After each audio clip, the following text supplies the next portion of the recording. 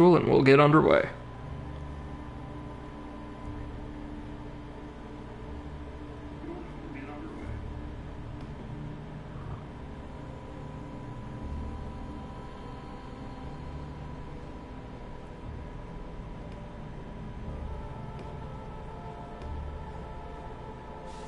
Alright, give us about a minute here. And we can jump right back into Hand of Fate 2 this evening. Hope everybody's doing well. Checking this out VOD.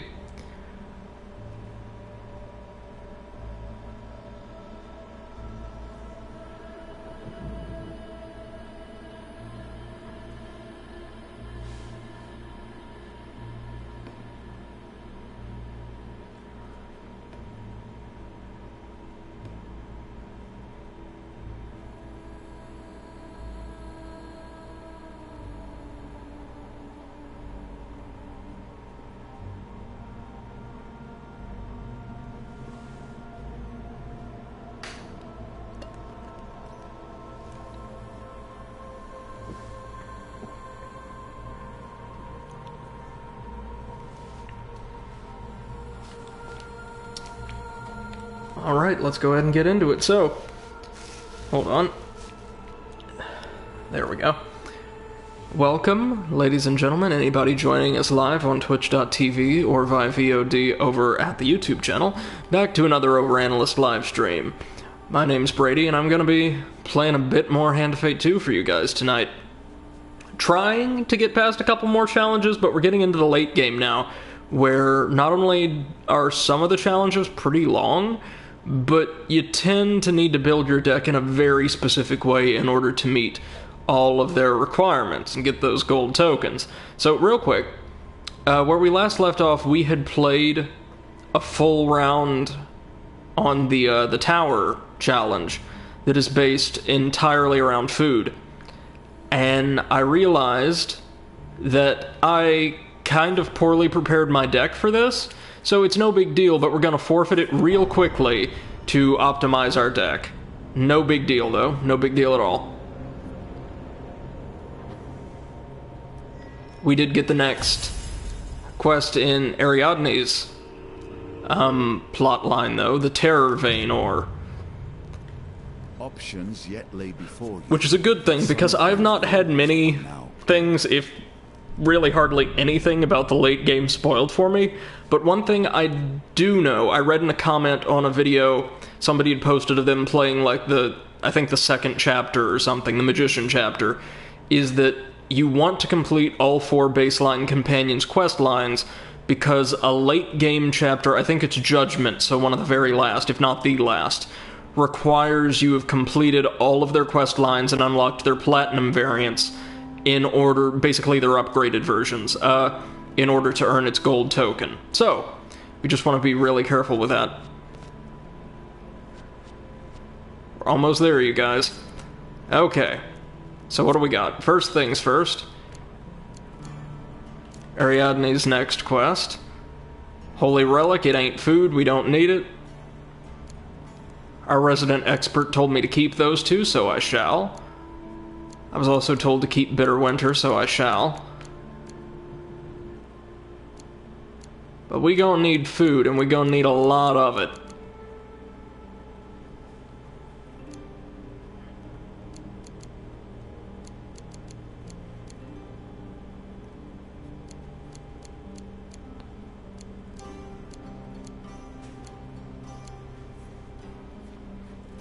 May it finally be time for the weird pie caravan card to make a reappearance.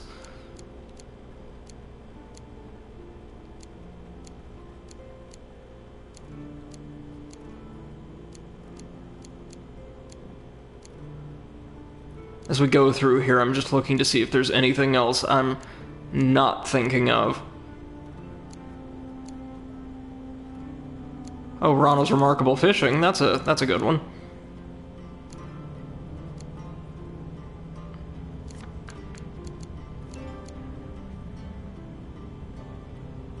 And as much as I like the idea of Gnome Hunt, we may actually want to take something else.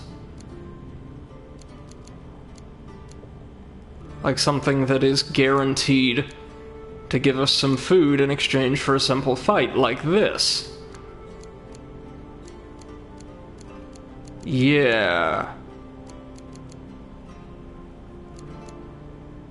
Yeah, there we go. Well, hold on now. What all's in our equipment?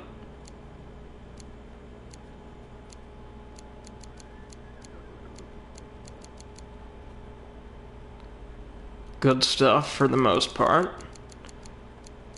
But maybe, instead of Grifter's Companion, we want Adesia's Charm. Yes. That'll help us get all the food we want from the Empire. Alright, that's not too bad. Yeah, this looks much better.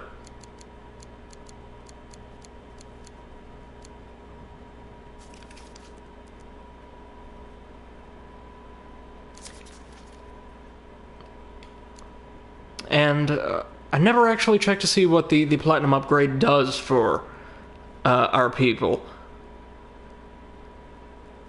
So everything else stays the same. I imagine Malclips does more damage now that he's upgraded. But also, when our shield is disrupted, it causes a pretty decent amount of damage to nearby enemies. So, for most weapons, that'd be about as much as 1 or 2 hits, so not bad. Alright, let's give this a try. So we want food, we want to keep food, we want lots of food. Fingers crossed.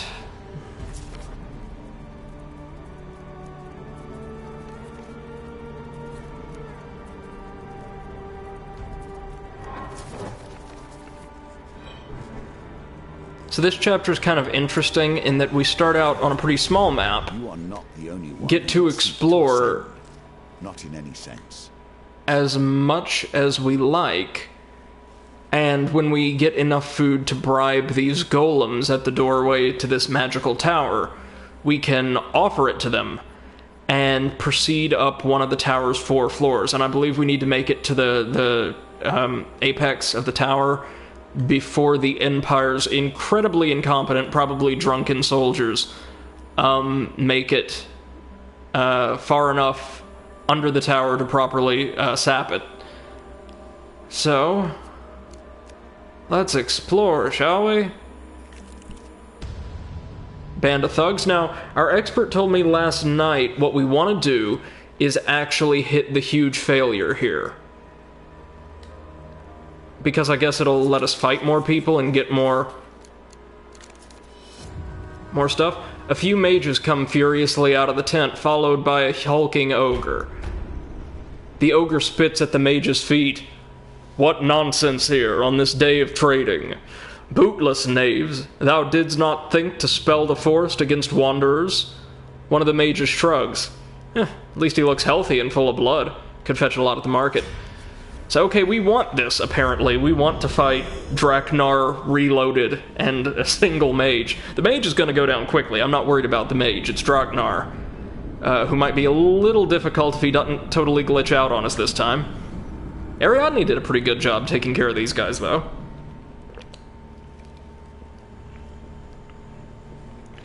Can't wait to see what her upgrade does.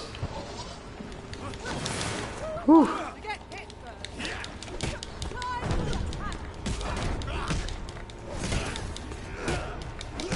All on their own, mages are... Ooh. Just about useless, really. Whew.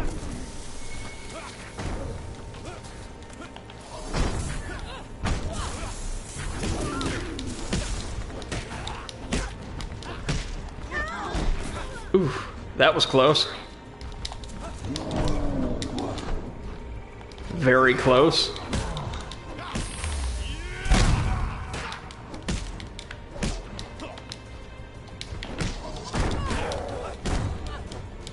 Oh, she does so much damage. That is glorious. And she takes such little damage.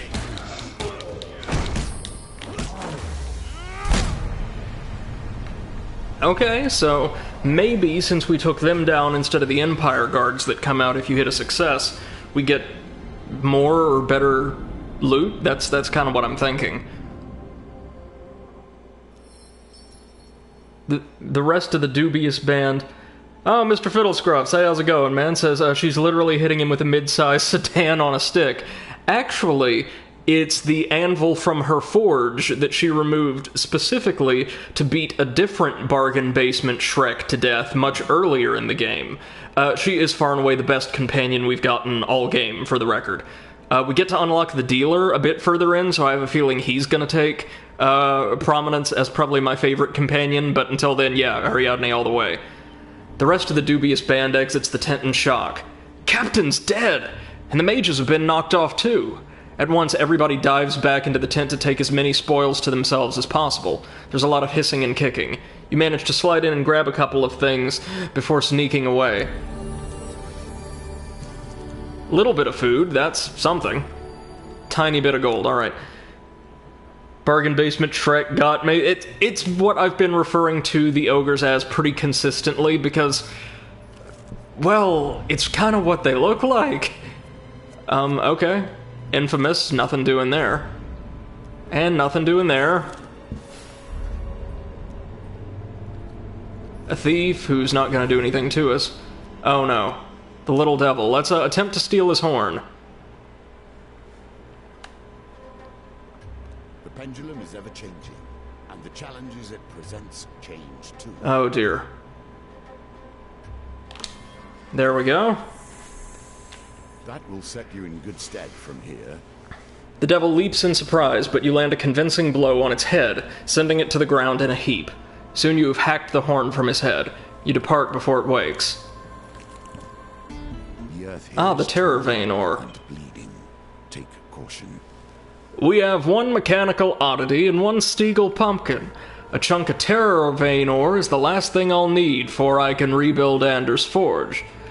Terror vein ore isn't as ominous as it sounds, Ariadne explains as you approach the great gaping maw of the Salt Cliff mines. I believe a bandit called Rand is in charge here. Dusty miners travel the winding paths into the earth, pushing heavy carts stacked high with glimmering blue ore. Will enter the mine. You follow a group of weary workers deep into the mine. Rich veins of ore glitter in the dim lamplight. Clouds of dull blue ore dust hang in the air, stinging your eyes. When you squint, you can make out a man in the distance haranguing a group of tired-looking workers. That'd be Rand, Ariadne notes. We'll approach Rand. He glares at you warily, occasionally shouting at miners to hurry up. We'll let Ariadne do the talking. She raises her hammer in a slow arc over her head and brings it crashing down, right where the man is standing. At the last minute, he nimbly leaps out of the way. Okay, we'll join in, we'll fight him. I don't know if this'll get us the token, but it'll be fun. Ariadne's the best.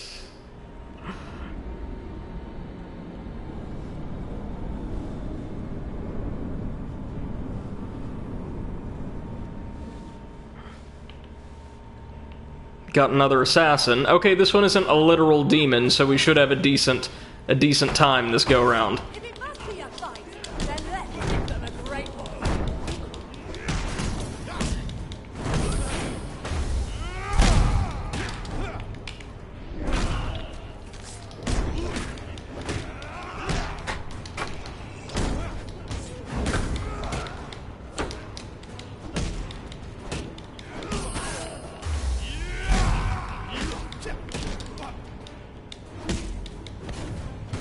I would like to remind you that on paper, two-handed weapons are a really poor fit for fighting thieves, and we're both doing just fine.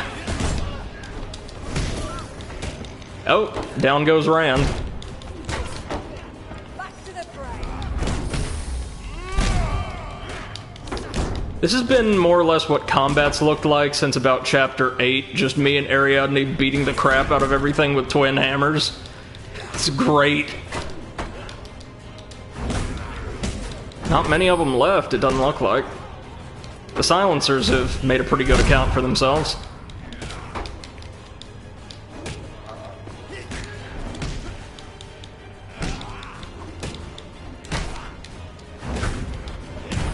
There we go. So can we take some of that ore now? Please tell me that worked. Please, God, tell me that worked. That was great.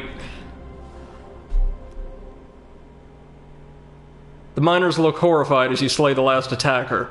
What have you done? The Thieves Guild will take vengeance on us for this. Panic spreads throughout the mine. Your protests and attempts to explain only anger them further. Oh, we have to leave. Didn't get the token, damn it. And we didn't even get to loot anything from their corpses.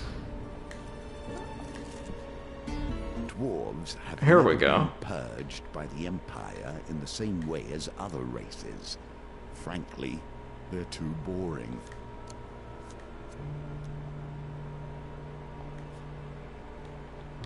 Okay, what do we got?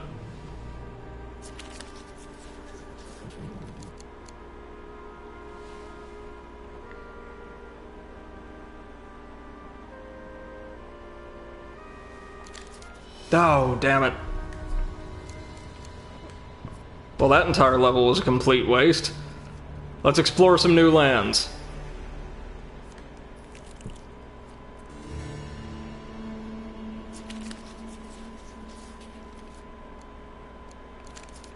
Oh, huge failure, damn it.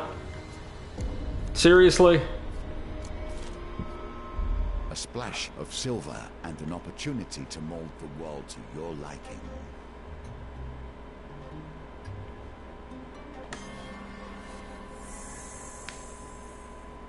Mr. Fiddlescruff says Brady's back. Yeah, no, it's... I would give anything to eliminate chance card gambits from this game entirely. Like, give me the dice, give me the pendulum, give me the, they call it the wheel, but like the spinning card formation, just anything but the chance cards. Those are terrible. And I've watched enough, like, Let's Play videos to know it's not just me. Nobody has a good time with them. Okay, let's pet the deer so it'll turn all my money into baked potatoes. That's not a joke, for the record. That's actually what happens. Nicely timed. Or should happen, anyway. Silverlight. Oh. So they replaced... Oh, sorry, it stole my money and replaced it with fame. Okay. Next time... Unimpressed farmer. You see an adventurer leaving a farm with a large basket of fresh vegetables and sweet pies. He grins at you as he passes, looking terribly pleased with himself. An elderly farmer flaps his hand at you as you near the farm. Ho, adventurer! Be you a small potato or an acclaimed hero? Come closer so my eyes can see you. Oh, we need a ton of fame in order for him to give us anything. Great. I have a feeling this one's going to be harder than we thought, so we actually want the huge failure here. So, of course, we get the success. We can still get stuff from this.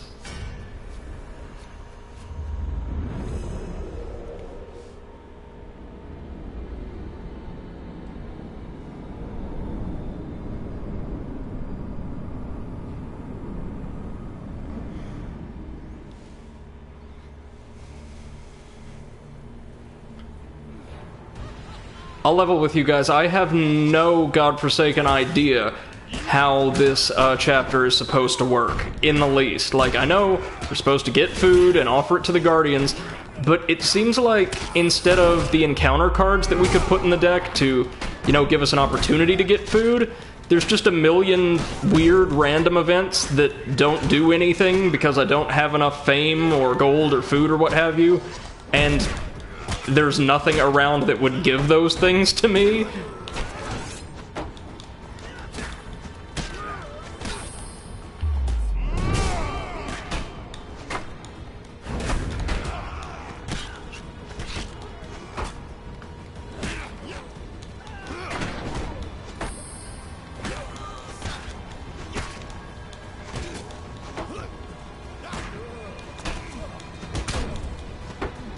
At least the Empire are just as competent as ever.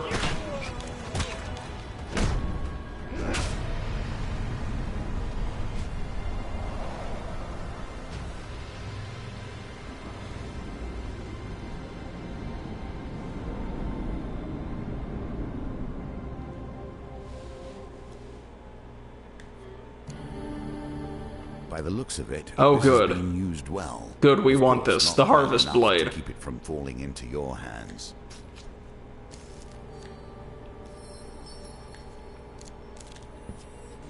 Things run Bitter poorly winter. in the fields when things run poorly on the throne. These shortages all Oh no, I can't give them anything because they need food. So do I.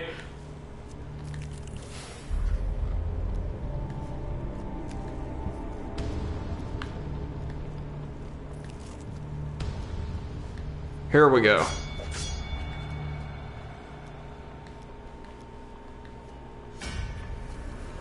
Yeah, this is gonna be a really tough chapter.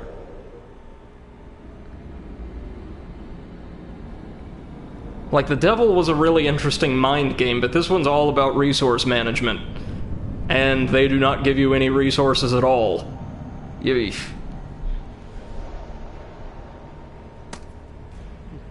Oh man, that's sick. It's like a bardiche. Brilliant. In times of chaos, farming implements are often turned into weapons. Some succeed so well, they aren't turned back.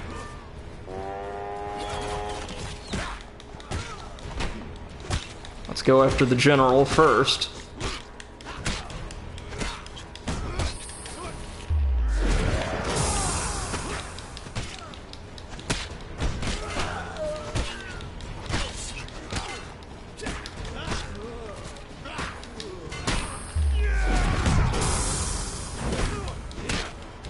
This world's version of a professional army, ladies and gentlemen.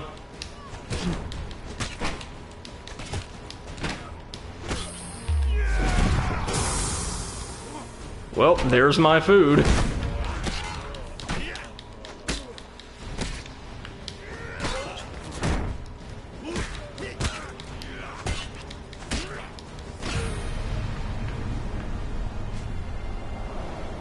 Did you see, like, the ethereal, like, dual-bladed axe emerge from the head of my weapon there for a second? That was something. Okay, so we gain some food, and we gain a ton of food from these really appreciative peasants. Oh, hell yeah! We can actually afford the toll now. What else we got? The memories seemed filled with conflict and chaos, yet occasionally something merely pleasant slips through.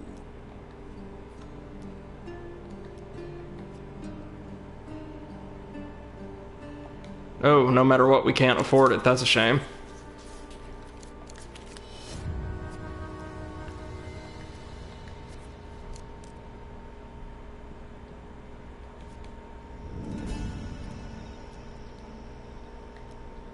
I take it food's especially expensive here, and yeah, it is, just by a little.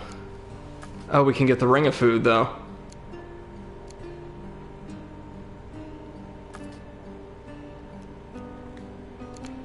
Well, that won't do us much good at this point, so time to sell.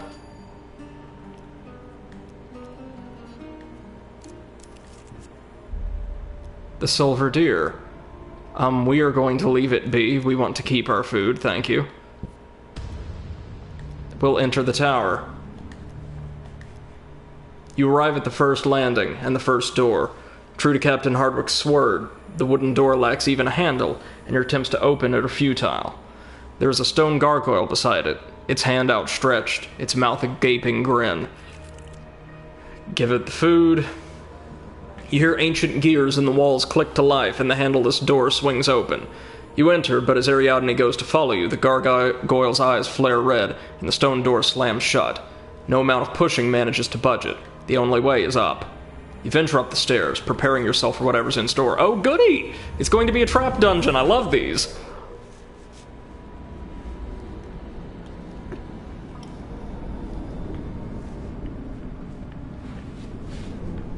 Maybe there's some kind of interesting goodies in here.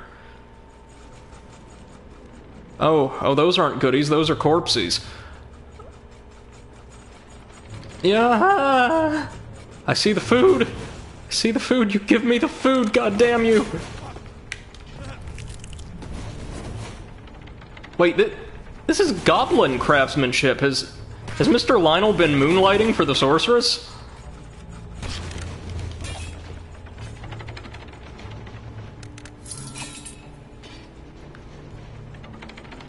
Well, we only got a couple pieces of food, but that's something. It is something. It'll help. Oh, if I can stop wandering into moving blades.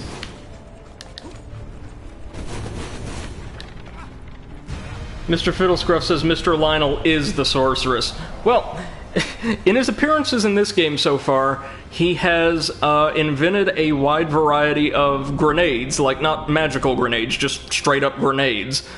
Given us free equipment, as is his custom, and I think he's going to make or have a very prominent role in one of the DLC campaigns.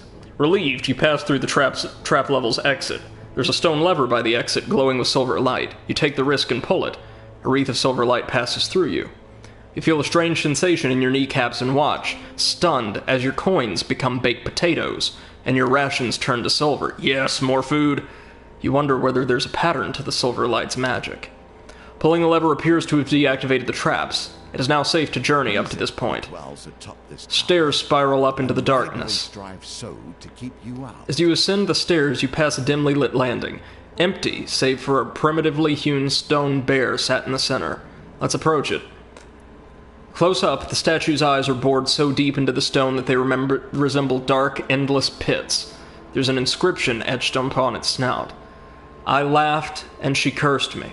I walked for an age to see her weeping. I felt fury as she kissed her lover. Grant me the face of my last hour.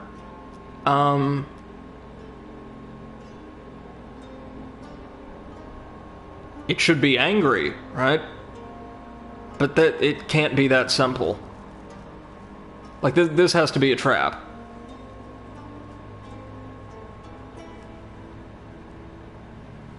They aren't necessarily in order, I don't think.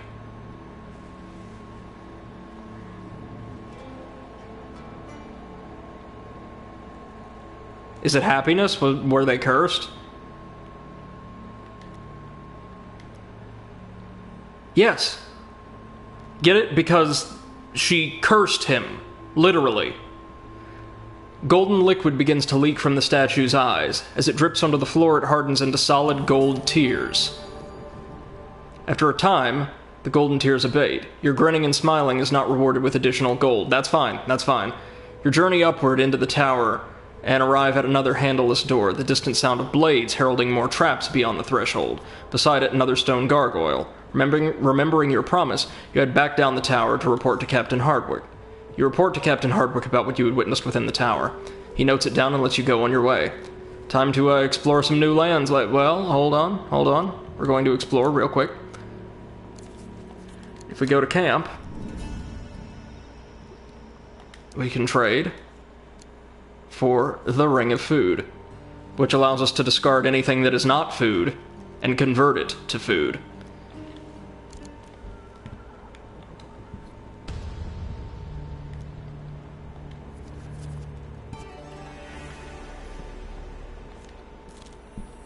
Alright, what do we have? Ariadne offers to help, sure.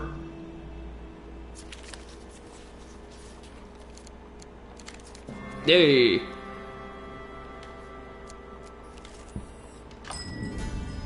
Oh, this guy again. Don't have enough to buy your crap, old man, sorry. Oh, the Terravane ore again? Here's a token for you, if you can earn it.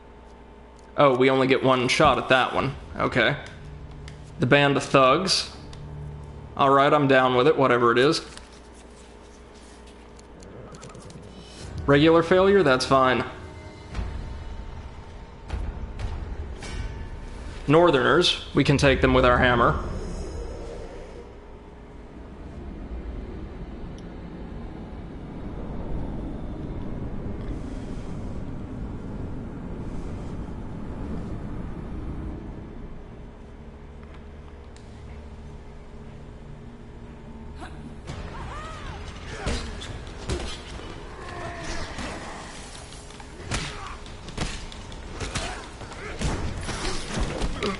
Nope.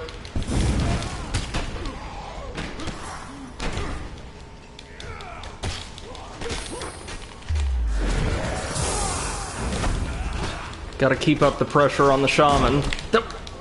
Damn bolas, they didn't hit me at all early on in the game, but now I just can't get out of their way, it seems.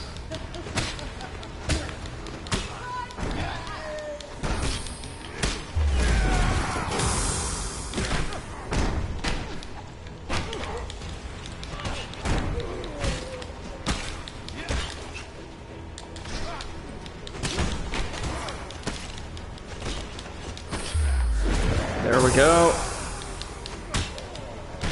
Now we get food for finishing this combat.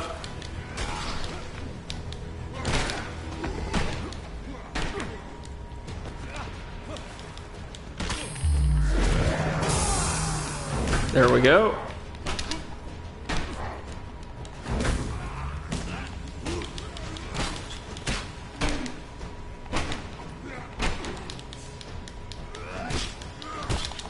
Let's hope we can get one more finisher in. And we can.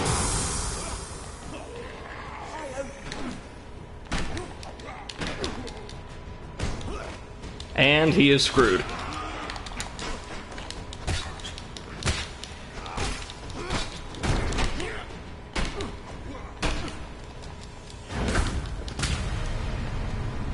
There we go.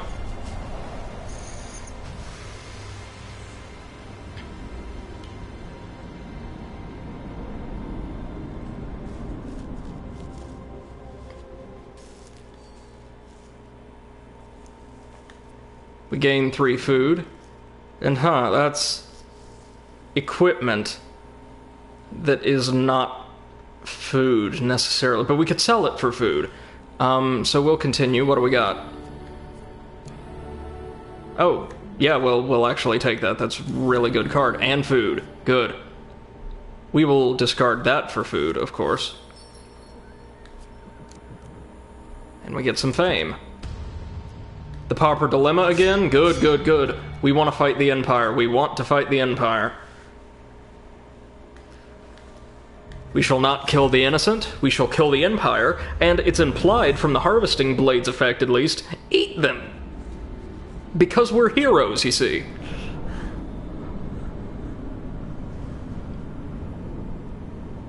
Well, depending on the order in which we consume our rations, we may or may not eat them, but they'll be eaten by us or the Tower Stone Guardians, one way or the other. So, yay!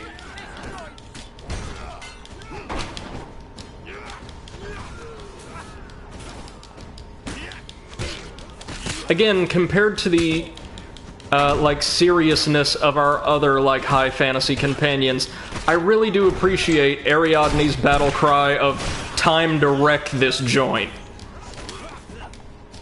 Gotta love pragmatism like that, you know?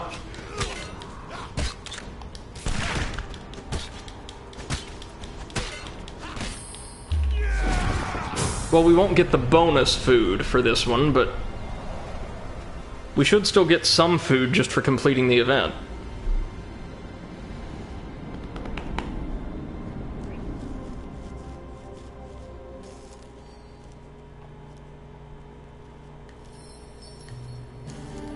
Five food, 3 food. That's enough to buy us more progress up the tower. Let's do it, because we can always go back and continue exploring, I think. Yep, there we go. You pass the traps put there to stop you. Trap time.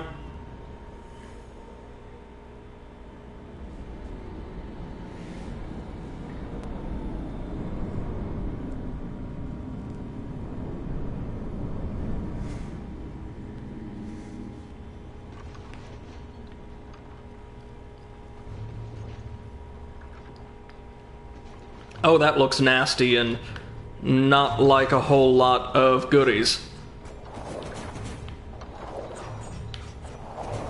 Not like we ain't gonna risk our life for what is there, of course. We are adventurers, after all.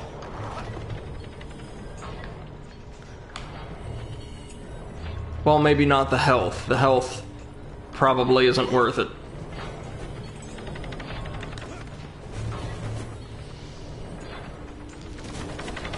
One, two, three.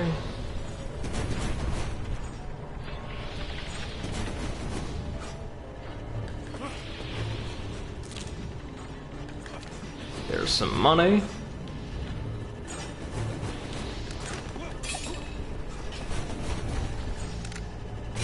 Oof. I didn't think that would catch me, actually. Well played. Well played. Alright, that's up one more.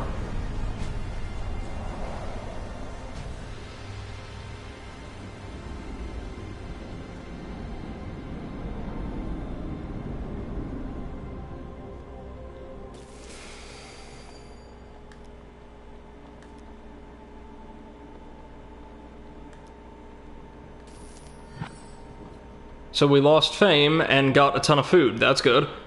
More traps. More questions.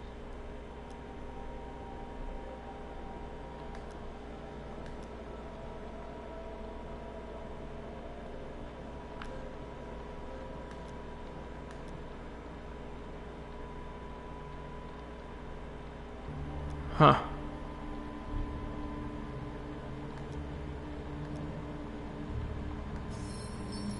Now the power is yours to use.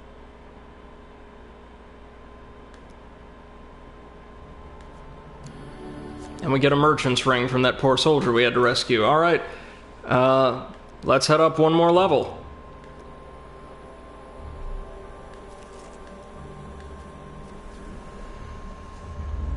There's gotta be something special we have to do for the gold token. No way it's this easy.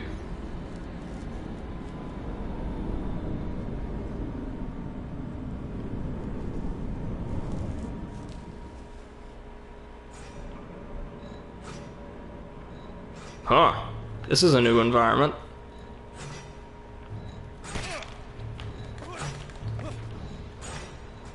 Alright, where's the food at? Oh, there is no food here. Don't care about the damage. It's fine, we can just eat it. Because we get all our health back here. Yay!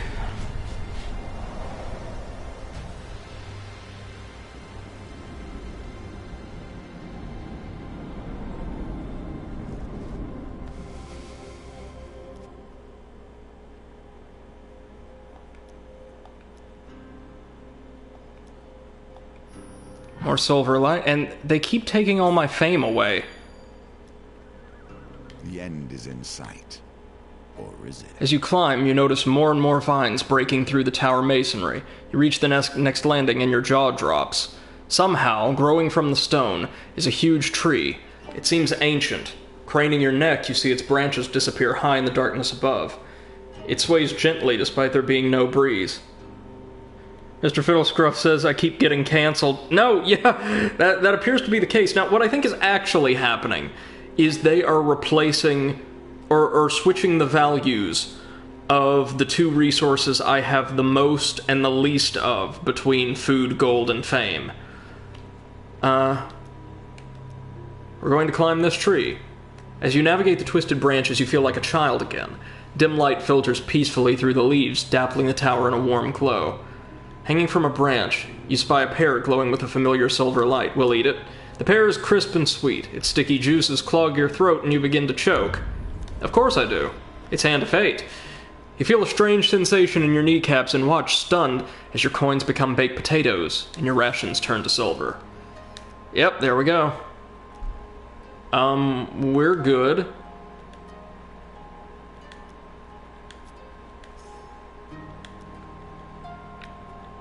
One more.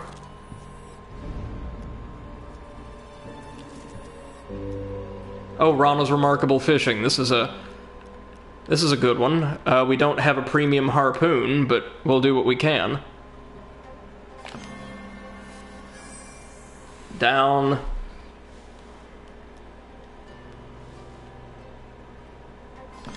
Down. And now this is where we want the fish.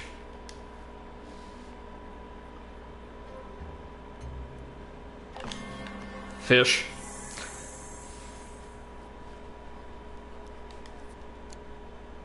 Horned Gloom Grouper, that's the one. Well. Oh, do we not have to fight, like, raiders this time? Okay. Alright. St. Tala's Day, good, we finally get some blessings. Be blessed for luck, that is not what we wanted, but anything you got, that is a terrible blessing. Well.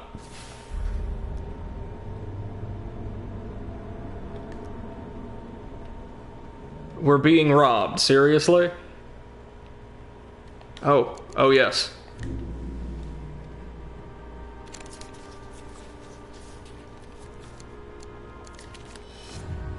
We just lose our gold, that's fine.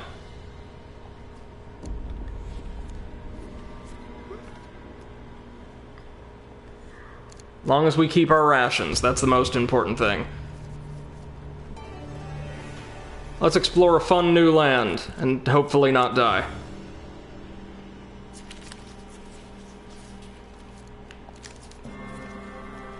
That's the one. The little devil, do we have any curses? No, we do not. But he's gonna give us one. Platinum gain cards have no effect. That's a shame.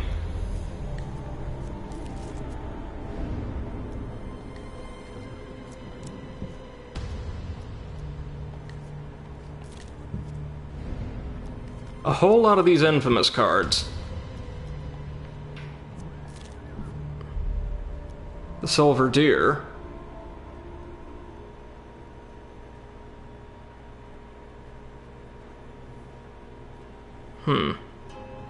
We'll leave it be for now. Again?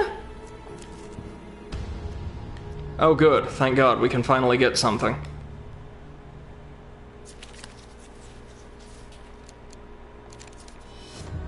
Good, regular failure. Ogre time.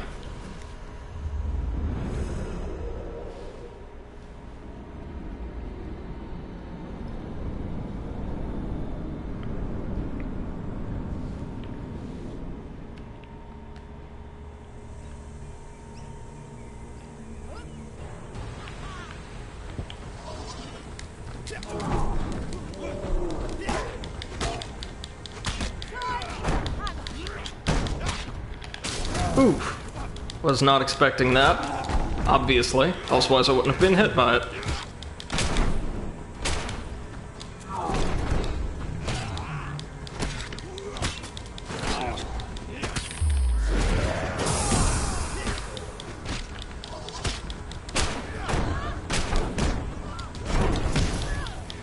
There we go, that should do him. Yep.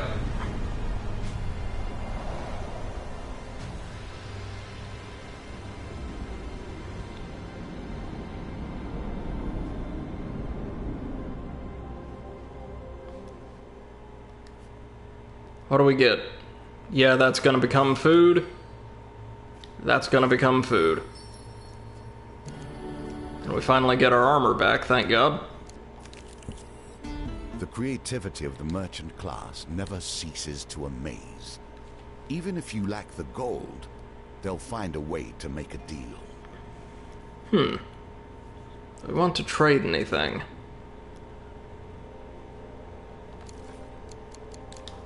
Since I don't have our special ring anymore, yes. What do I have to sell you, my good man? How about this here merchant's ring?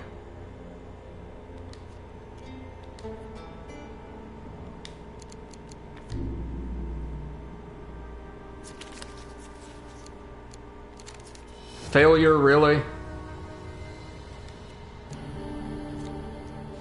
Well, that's garbage.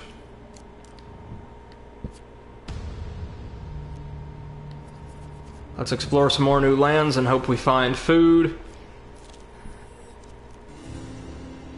Oh no. Ooh, huge failure. What's that gonna do? Max life? It's fine. The one thing in this game I'm pretty decently good at is the combat. Are you kidding me? Well, they're determined to just take all my food now, aren't they? Opportunity once more to find what you need. Farmers know better than any other that we reap the rewards of our earlier efforts.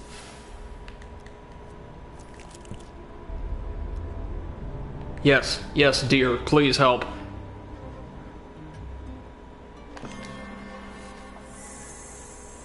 That will set you in good stead from here.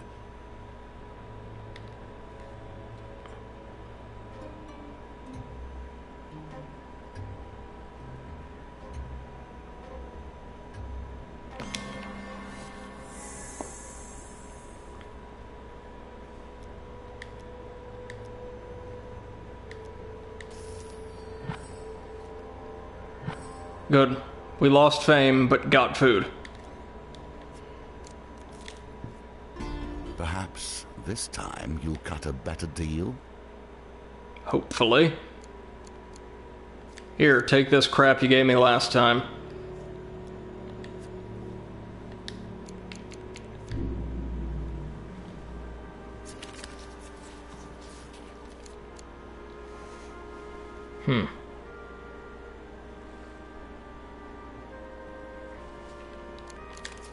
Huge success, there we go. 11 more gold than the one we traded away, good. Mask of Holy Fortunes. We'll take it. Or you can attempt to be worthy of this one. Bunch of gold. We'll keep the gold.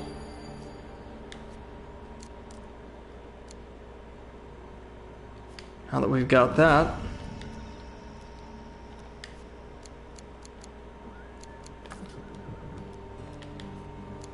How much food can we trade it for? Not nearly enough. Oh, this might actually be kind of clutch.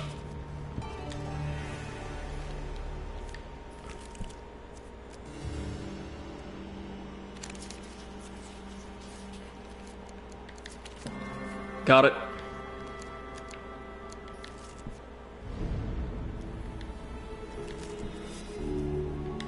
Oh, Rana's fishing. Good. Good, good, good, good, good.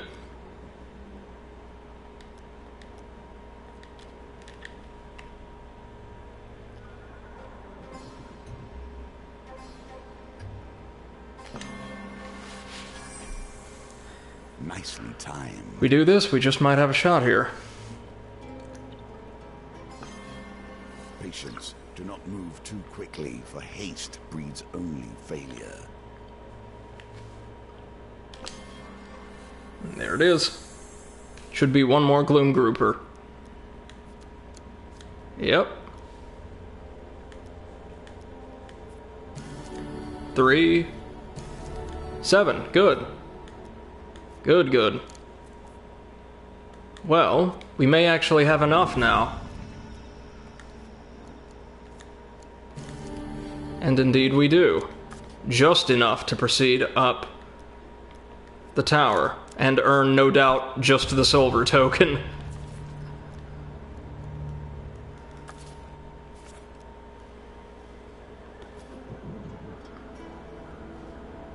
You return to the tower and find the Empire camp empty. Cursing, you realize that Captain Hardwick and his soldiers have decided to ascend the tower. If they find the sorceress, they'll surely kill her. Mages have always had to deal with fear. Though no hungry gargoyles bar your way, the traps have been powered up again. You grit your teeth and enter the trap level once more. You must reach the top of the tower before it's too late, so it's going to be like a time trial? Maybe? Oh, that's why they kept trying to sap my max health. We're going to have to go through 4 layers of traps, and then a boss fight against the captain and his men, and maybe an ogre. Yep.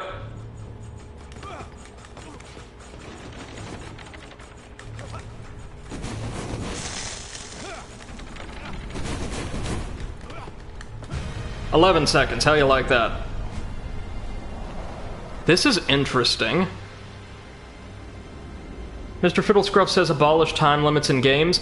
Actually, tell you what, I'm gonna defend this instance because it adds a sense of urgency without me having to do 200 different things really optimally on the game board, like in the chapter where we first met Discount Shrek, where you had to draw, well, with the equipment we had at that time, 3 exact cards on 3 or by 3 exact maps, and use them in very specific ways without losing any of them in order to get the gold token and therefore all the extra goodies.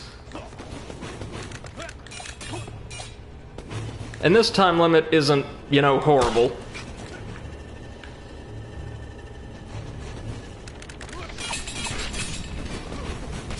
Oof. I don't care that I'm taking damage, I really, really don't.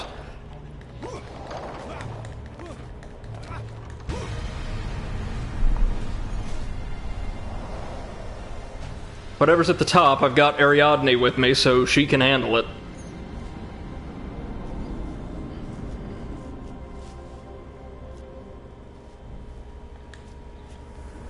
Almost there.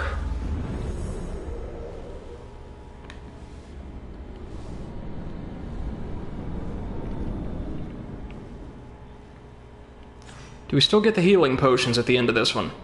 Oh, goody, we do.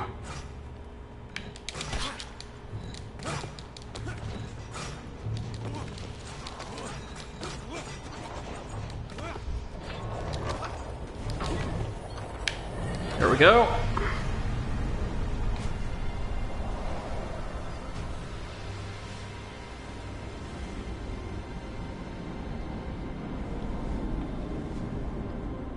Now, is there going to be a fourth floor of traps? Past this door, you go ever upward to the next gargoyle. You find the way clear. The door is ajar. You push past it, but it does not lead to another trap level. A cold breeze buffets you. You're outside, being pulled this way and that by the winds. If you fell, it would be to your death. Stairs loop around the tower, leading upward, surely to the top. You reach the top to see an old-robed woman restrained in ropes, Captain Hardwick holding a sword to her throat. There is no pity in his eyes as he looks to you, only wild fear. Back! You've been corrupted by mage filth! Unnatural! Dangerous! Filth! His voice rises shrilly as he lifts his sword for the executioner's blow. You leap forward and parry his strike. So yeah, it's just the Empire, again. Nothing I'm particularly worried about. I hope we get both tokens. I really hope we do. Because I've been told this next chapter is the hardest one in the game by a very long shot.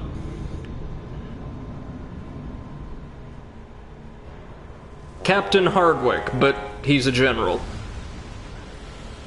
General Hardwick, respected by his soldiers, a family man with a fondness for fishing. And now, one of you will die. It's gonna be him, I don't care.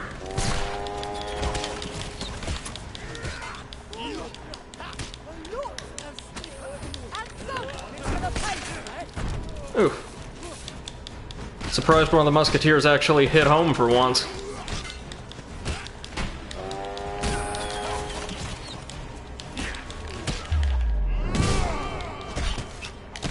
Ooh.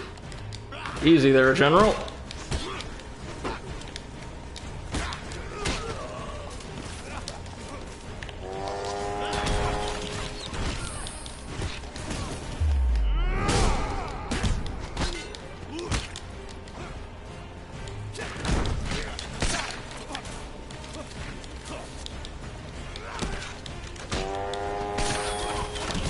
And General Hardwick is down to around half health without me, or with me barely laying a finger on him. That's good to see.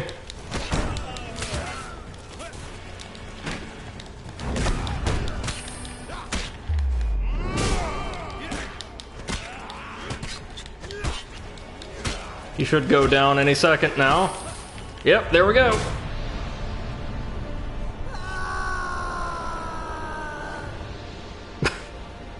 That scream did not match that body language whatsoever. Just this anguished yell as he kind of limply slouches off to the side. You begin to untie the old mage. She stares unblinking. You are the one who will kill him. Ask who she is. I am the sorceress atop the tower. She doesn't appear to have anything else to say on the matter. The Emperor. Emperor? She licks her dry, wrinkled lips. Is that what he calls himself now? The sorceress becomes frustrated at your clear confusion.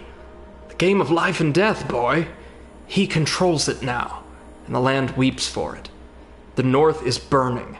Peasants forced to leave their homes and wander until they starve. Have you not seen the slave ships sent south? They creak, filled to the brim with his own children. He will force the world into submission if he must. She turns to you, voice low. And he wants to kill you. The Reaper? This Hardwick man? Yes, yes. The sorceress grasps your hands in hers. He wants to slice your head from your shoulders, to flay your skin and burn you alive. But You evade him at every turn. Do you not feel it in the air? The land rebels against his iron grip. The sorceress sweeps her arms high as a deep rumble fills the sky. The High Priestess will soon descend the mountain on the great beast as her people's last hope. The mages brew anarchy. The blight grows stronger every day. Soon, the very sea will run red. This will not end unless he is dead. Her head snaps to you, suddenly suspicious. What will you do if you face him? Ask what she's talking about. Her ink-black eyes scrutinize you. Listen closely. Do not trust the game. Do not trust those who covet the game's power. Heed these words. Before Callus, there was another. And before him, another. And another before that. So, the one before Callus is, of course, Valenos, our dealer. Who, even though he's training us, is still not a fantastic guy. Better than Callus by a long shot, but that's not hard. That's not a high bar, as I understand it. Her dry, wrinkled hands grab yours. Swear to me if it comes to it. Her eyes are blacker than night. Smash it. Burn the throne. Split the game down the middle, so none may sit at the table again. Did we win both tokens? Holy crap! For reaching the final act of the Sorceress' Tale, we unlock the Silver Deer, the Fairy Ring, one of those actual little rings of mycelia that you see wherever fungi are found, and Mystical Island. The Bounty Hunter's Helm, Wanderer's Bounty, the Chief's Charm, and the Assassin's Blades. And yes, for reaching the top of the Sorcerer's Tower, in time, the Unimpressed Farmer, Confused Thief, and the Demon Arai. Interesting. Very interesting.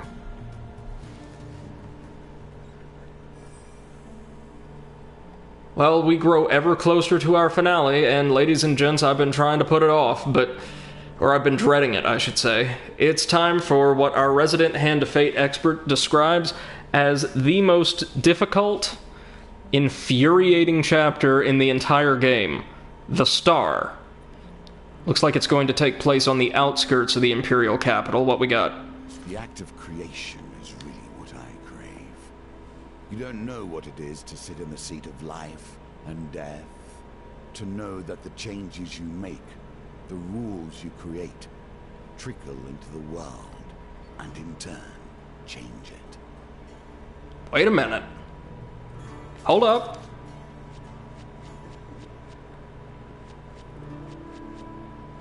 Now, most of these others, I'm just gonna... Well, I was gonna look at this one, but this just has a gold token. There is no silver token, there is no additional objective, it doesn't look like. There's just this. So we make it to the end of this nightmare, and we win? Mages are opening the gates of the underworld in the dark corners of the Empire. Close the portals before it's too late. So we're finally going to be fighting the Corrupted again. Probably the weakest enemy faction next to the Skulls, so that's a good sign. The relics wish only death on their owners. Prepare to scrounge life where you can. Oh, so we're really going to have to maximize our max life. I know how to do that. And lots of different kind of gambits. Okie dokie. We could take this, but first, ladies and gentlemen, we are going to take our first 5-minute break of the evening, after which we will come back and attempt the Star. Don't go anywhere.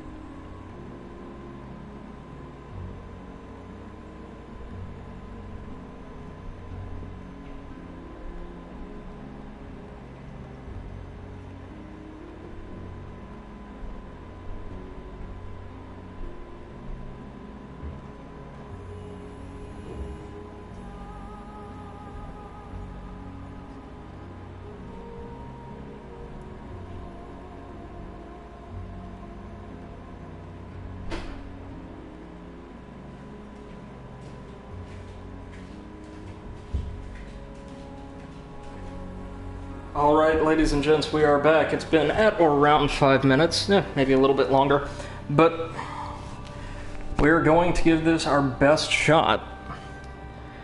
Now let me think. As I said, I've been told this is as bad as Hand of Fate 2 gets, even though it doesn't appear to have an optional condition, which makes me very, very happy. And it looks like it's going to be taking our life away, like just sucking us dry. It says prepare for gambits. I can handle most any kind of gambit that doesn't involve 4 cards shuffling around in a pattern that should be easy to follow, but seems to trip me up every time. So we're going to take Ariadne with us.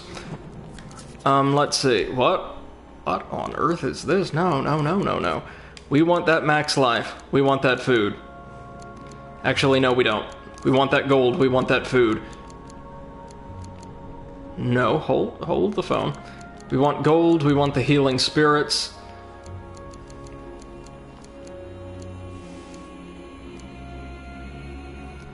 We want...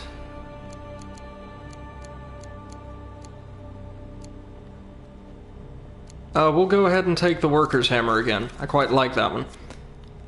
As far as equipment goes, Imperial Helm. We've never seen that one before, so I'll take it. The Bloodletting Vial. Some kind of lightning bomb. Which we don't need. Gladiator's Visage, not yet. Will of the Northerner, don't need. Robes of the Pious, Wrath's Ire, here we go. The Ruby Ring, Gambler's Jewel, that's all good. Don't need that, nor that. Mask of Holy Fortunes is always good to have. The Holy Mace, yeah, we'll take that. I'm pretty fond of that one. This is what we've got so far. Do we have anything that, like, drains life, or that we're aware of?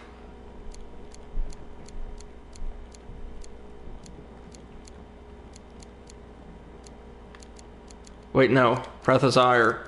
Can't use that. We'll need to take the Lionheart instead.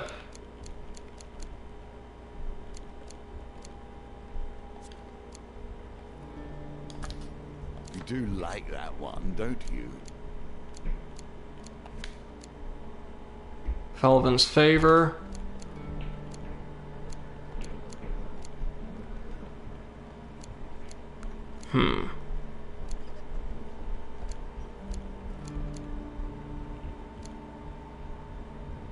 Ring of Concentration, we'll throw that in.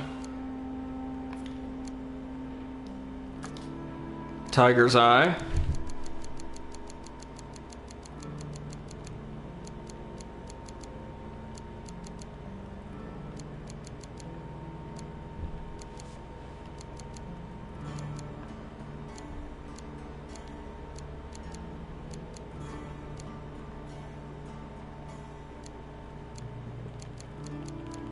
We might need a good shield or two. They've already got the Bastion of Purification. We'll throw in the Wanderer's Bounty.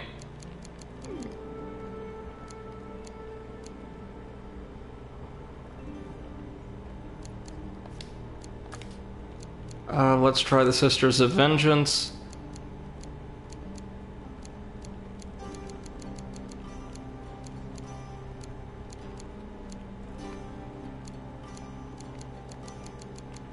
The Winter's Bane. Or no, sorry, the, do we have the Flaming Sword somewhere in here? Yeah, the Scorched Blade.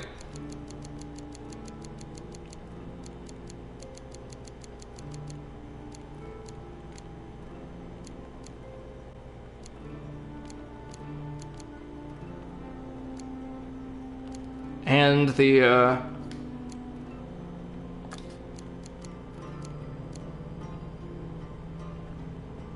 the Spike Bone Guard, why not? Encounters. This one, no.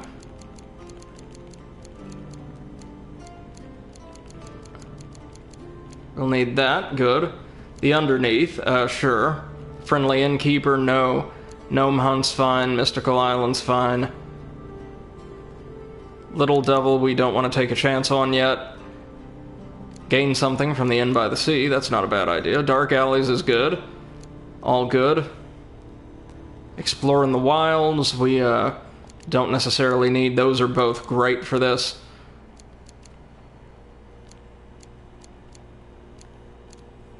Now, what gives us more health?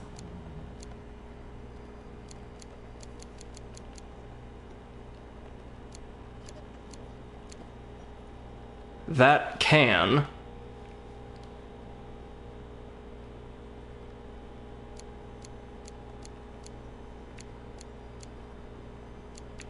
Lots of things can take it.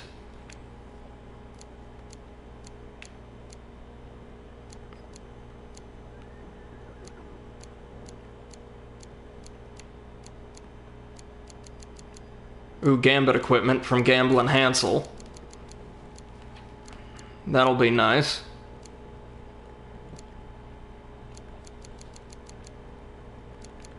Mage's Workshop to take equipment and turn it into an equivalent with a different effect. So ring to ring, helm to helm, that kind of thing. Gain max life from Unrest in Iron Peak. I'll take that. Temple Prayers.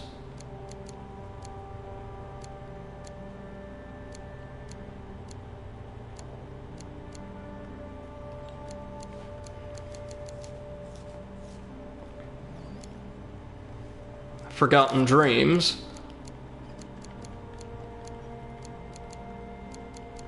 And...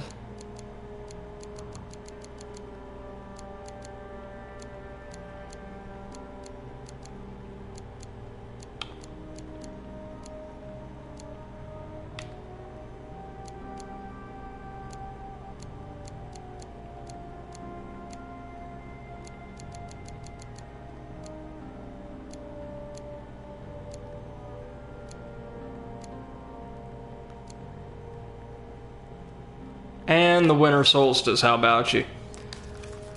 Alright, let's give this our best. There is much that people meddle with that they ought not.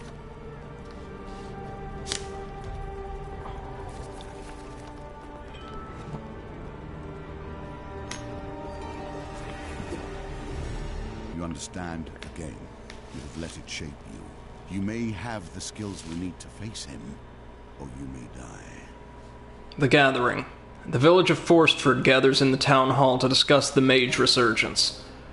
Well, an elderly farmer stood upon the stage. I saw it clear as day, with my one good eye. An almighty swirling spiral, black and sparking, come to take my corn.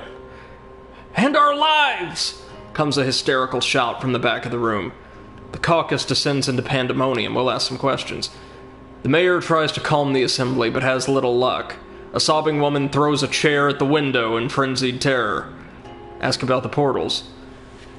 He could be lying unintentionally, the mayor sighs.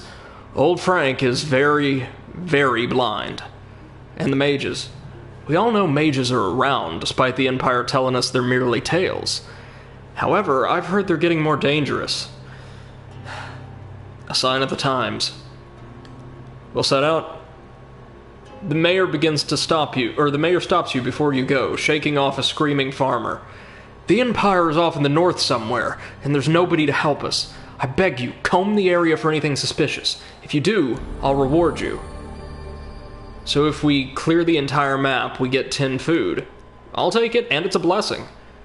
You're unsure of where to start, but you know you must close these portals somehow. The Decaying Inn. Represents part of the power that I once held. On a lonely imperial road, there lies a dilapidated tavern known as the Black Cauldron. Inside, you spy a group of mages huddling together in a dark corner of the tavern. They are gazing, enraptured, at a dull copper goblet in the center of the table.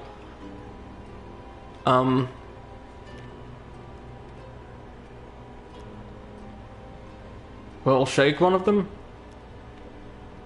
Fighting some unseen resistance, he turns to look at you with red-rimmed eyes. The mage is weeping. Help me.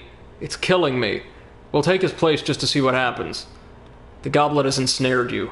All you can do is sit and stare. You feel a great hunger in the pit of your stomach and wonder how much time has passed. You see Ariadne waiting patiently in your peripheral vision. You want to scream, but no sound comes out. The mage you rescued is nowhere in sight. Oh, God! Back to the bones. I hope you have This learned to is be literally honest. almost impossible.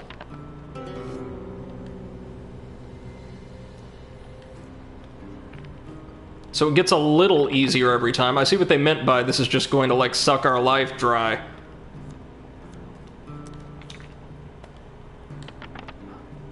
Should have brought Kolbjorn. Luckily, it's not max life, though.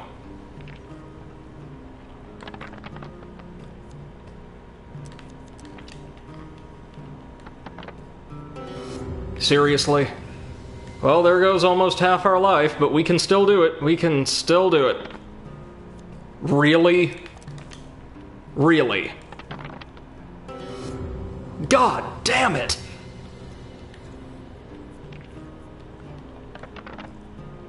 There we go.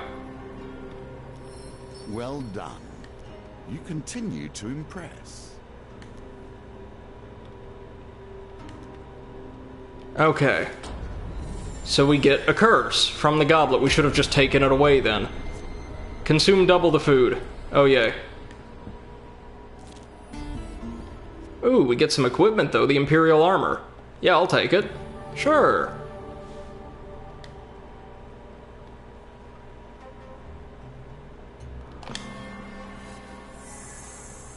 Breathe. You have done well.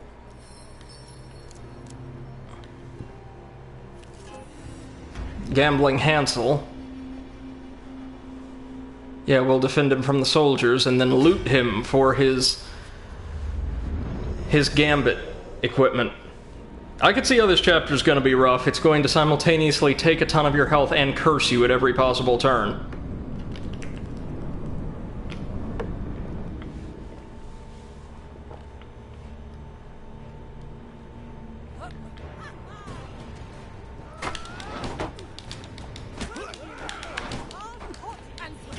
This is like a holiday.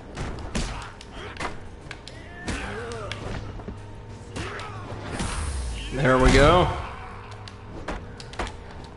Whoop. At least the combat's still just as manageable as ever.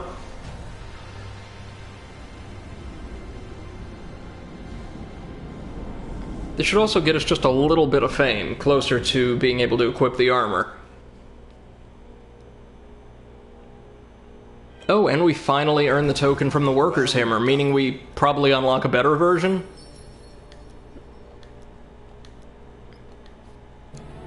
And we get the Gambler's Jewel. That would have been great to have a few cards ago.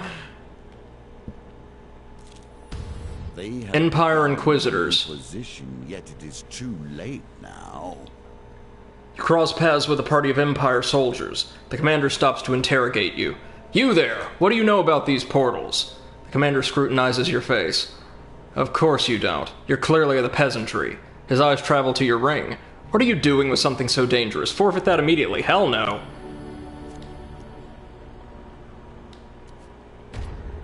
Yeah, I want to fight you because I kind of need to loot you because my glass is making me very, very hungry.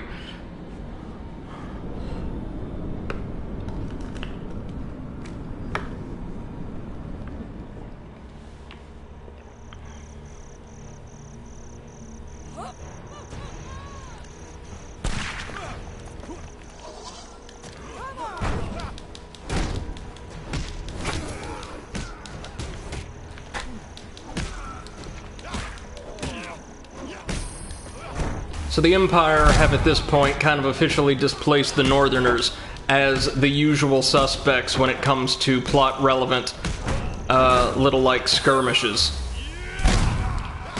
You know, like, for the first half of the game, if we were going to be fighting somebody consistently throughout a chapter, odds are it was going to be the Northerners. We didn't really start to fight the Empire until Estrella, turned on them, and the Corrupted, for all their prominence in the plot, have only featured really centrally in like maybe 2 or 3 chapters at this point. Likewise with the Thieves Guild. So now we finally get to start wailing on the Empire.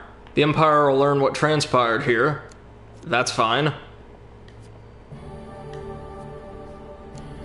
The Imperial Helm. Not any will mistake your bearing for Imperial. Oh, we get max life after killing thieves and the corrupted. Okay. And precious, precious food. The shrine. Yes. Yes, we get some max life, even if it's just a bit. I'm so grateful. 10 max life. 15 max life. Oh, that's the way, kids. General store. What's for sale, just so I know? What do the Sisters of Vengeance do? The first riposte after taking damage does 300% damage. That's pretty good. And the Pious Robes with the Don't Starve effect. Oh, if only. If only we had something to sell. But honestly, we kinda don't. Well, let me think. Let me think here. If I sell the Imperial Helm, which ain't fantastic, and the Worker's Hammer, it's not worth it. We can draw it from the deck later on. Good to know it's there, though. The Seething Portal. For 100 years, and in that time the Empire has become more brutal by the moment. So it's been a century since the first game. An ominous red glow emanates from a cave across the Great Forestford Lake. We're going to continue exploring because we want the Mayor's blessing to take effect, even if we have to starve just a little bit. I would say we'll buy some food, but we won't. We'll just take the hit. Ooh, we do starve. Will persist unless you can Twice find over, a way though. to relieve yourself.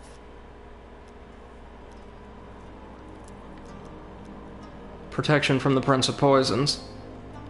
We'll buy the tonic. And get a little bit of max life. Well worth it. And we get to work with Cruel Katura once more to take down some thieves. Gets us a little bit more fame, and ever closer to the Imperial armor. Whether you're watching on Twitch or VOD on YouTube, I hope you're having a great evening so far. I am. I'm excited that we're seeing some new elements of the game.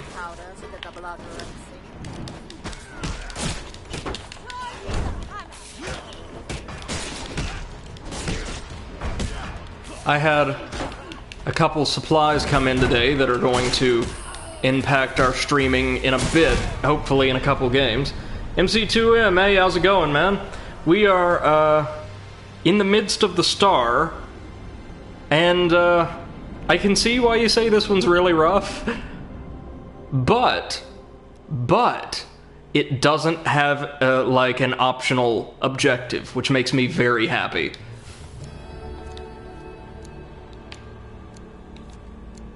What does this do? Well, that's a no-brainer. Something that'll keep us from starving. Or starving to death, anyway.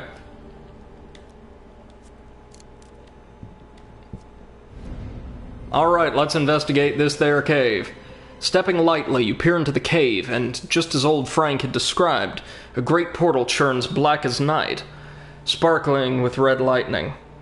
How far in am I? This is the end of the first map, the first of 4 or 5 it looks like. I kind of enjoyed the tower once we learned the mechanics. Corrupted creatures crawl from the portal, I'm used to it. The cursed goblet in our haversack hums and pulsates with energy. Yep, goodbye goblet. The portal churns with greater vigor till it explodes, releasing its energy.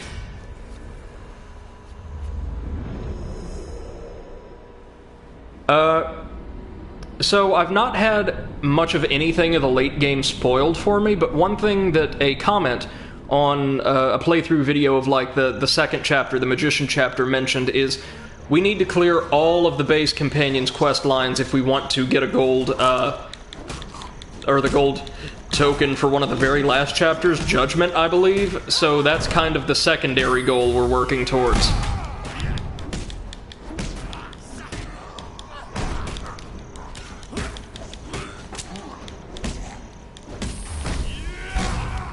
Glad to see the Corrupted again. It's been a while, guys.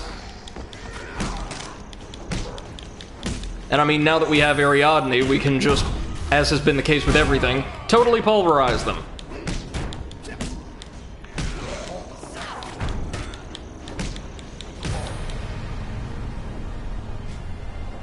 MC2M says true, but you also get the bad ending if you get silver on Judgment. Yeah, which is, definitely the reason why we want to be as thorough as possible. And that means, I believe, correct me if I'm wrong, well, obviously, the DLC companions would have no bearing on that. And that includes, Valenos. Valenos doesn't have, like, a quest line associated with himself, does he? There are 2 endings in the game and you can explore both. I've always been a good ending guy, though. I have... Oh, what's that? Oh, we keep the curse! Oh, yay. Can you hold a dagger without being carved? That's correct. Alright. Investigating a curious radiance leads you to a cavern strewn with candles. The stalactites look like monstrous teeth in the flickering light. At the depths of the cave, you find a young woman bound with ropes. A mage raises a dagger menacingly over her heart. You cry out in protest, your voice echoing through the chamber. The mage looks up without a hint of surprise on his face. Ah, the hero has come. But what will he do? I require a sacrifice either way. With the dagger poised above the maiden's heart, your hands are tied. What will I sacrifice to the gods?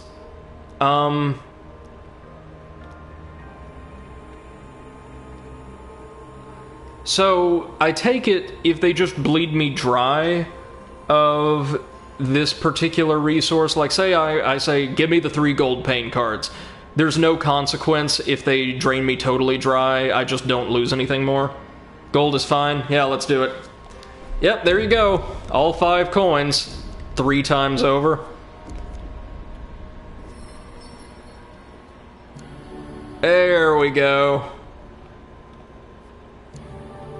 Don't need this yet. May very well. Sometime soon. The mage hums his exultations to the gods. Satisfied, he unbinds the woman and offers you the dagger. It will disrupt a portal, if such things interest you, he says, before blinking away. Oh, why you always gotta curse me. Draw a life pain card before every encounter. Oh, good. Good. The dagger is uncomfortably warm, but you're compelled to keep it. The maiden bows gratefully. Ask her about the dagger. It's cursed, you know. The maiden's brown eyes are unsettlingly dark in the dim cave. But it's beautiful and rare. And closing the portal. The magical doorways have been opening everywhere since last solstice. The maiden swishes her skirts like a little girl and giggles. I think the dagger will close it. It's powerful and dangerous. Oh, good. Oh, good. Another band of thugs. I don't care what we fight, don't matter to me.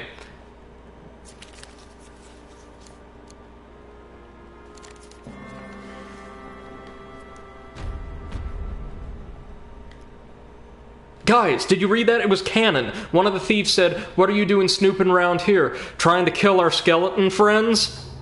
They're partners. They love each other like the thieves and the undead have had this like phenomenally close and like affectionate working relationship for a century plus. It's canon. Another thief brandishes their weapon frantically. No! Leave them alone! Just because they're skeletons don't mean they did nothing wrong. I mean, I'm compelled to agree. But you guys have stuff I need to stay alive, so...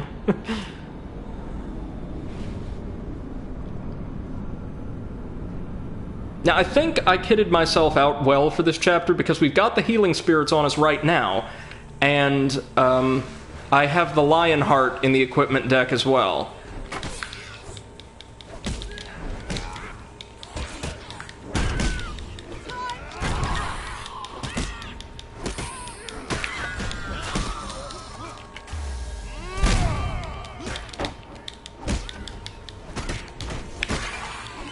So I'm realizing, like, mechanically, this chapter is basically the dealer's chapter from the first game on steroids. Like, this time, you're not drawing random curses, you're drawing curses specifically designed to wreck your shit.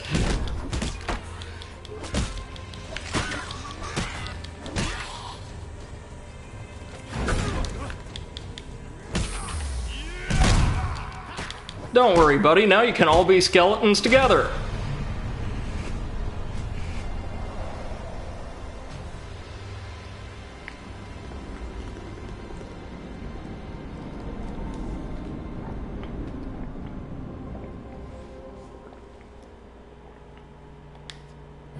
What do we get? Equipment, good.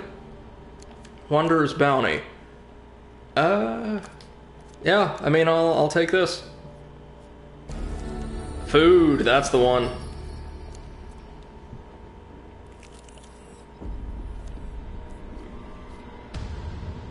Another band of thugs. Alright. Interesting. Regular failure, that's fine. Who do we got? Just an ogre. No big deal.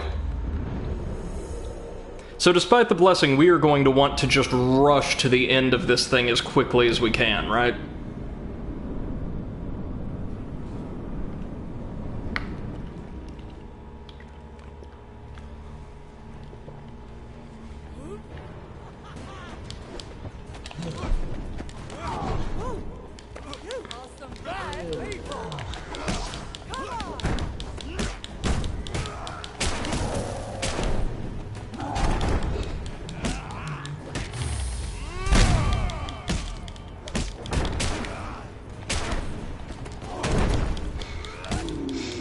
MC2M says that's the idea. Thought so. Seems like just rushing is kind of the best strategy at this point in the game. Yeah, no, that's what I said at the start of the last encounter. It's like the dealer's challenge from the first game, but with curses specifically designed to make your life living hell, instead of randomly drawn curses. Steadfast daggers, oh, that's garbage. Food, alright. It will take sure. more than a fancy helm to convince the Empire you're one of theirs. I have more than a fancy helm. I have their fancy armor, too.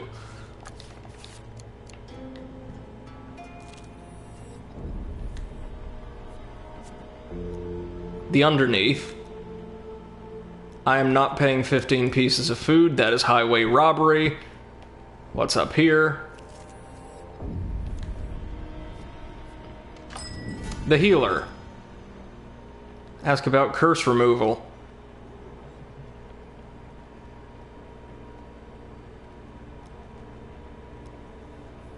Yeah, just take a random curse. Guys, we got rid of the dagger's curse. MC2M says I got brain blasted by a game today. Ooh, what game?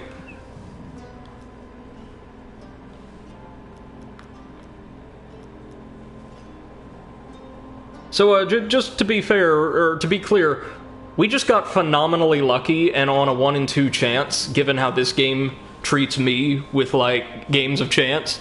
We got rid of the most damaging curse that I think you could possibly inflict in this game.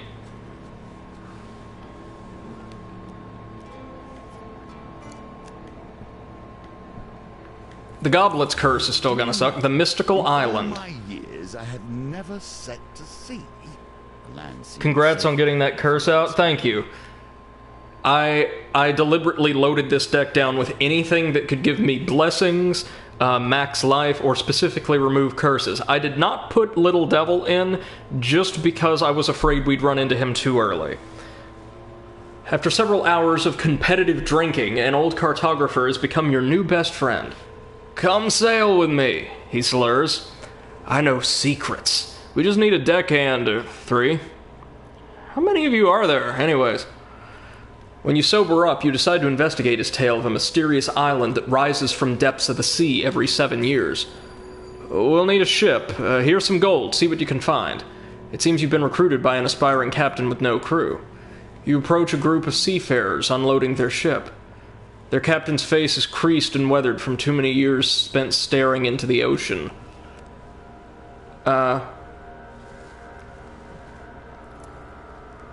We'll, offer the gold, do the safe thing, I guess. Yeah, there we go. Another wheel, each different, yet each bearing their own similarities. Ooh, that's gonna be... of course. MC2M says I was playing Cliff Empire, a small city building. Yeah, there we go. A small city building game atop 3 cliffs. You have limited space and tons of resources to manage. And I finally got the 3rd prestige level. It unlocks cliffside buildings. Oh, lord. So you get to build, like, a really cool kind of airy now. Oh, dark alleys. This is a good encounter. This is a good encounter. The Frost and the Ring of Concentration. Is the Ring of Concentration worth it? Like, is it going to be better than some random resource and equipment?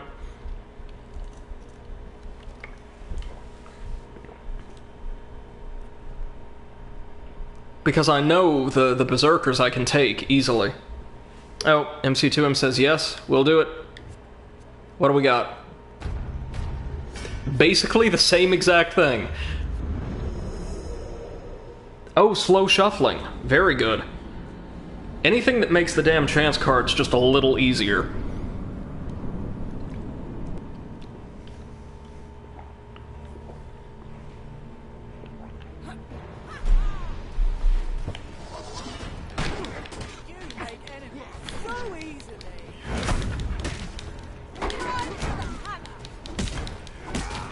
There we go.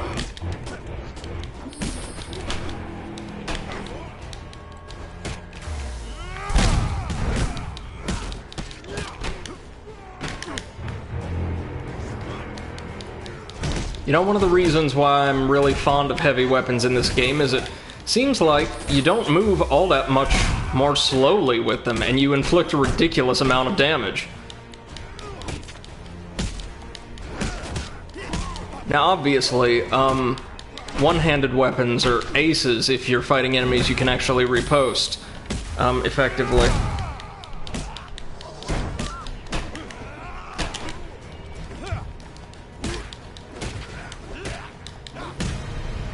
MC2M says, Cliff Empire's a pretty fun game, also quite difficult for a city builder. Yeah, typically the more resources any kind of strategy or management game asks you to deal with simultaneously, the more complex it's gonna be. Pious robes. You have proven there we go. yourself worthy. Chance card gambits shuffle a bit more slowly. Think, to concentrate. Magic will only enhance what is already there.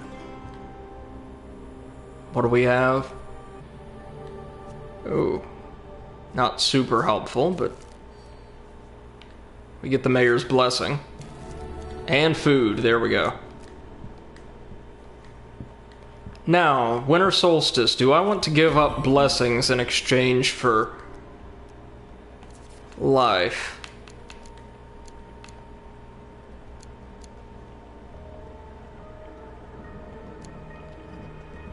Should I go ahead and give both of these up? Like, I get the feeling the Goblet's Curse isn't going to just screw me up. 20 or 30 resources, Jesus Christ.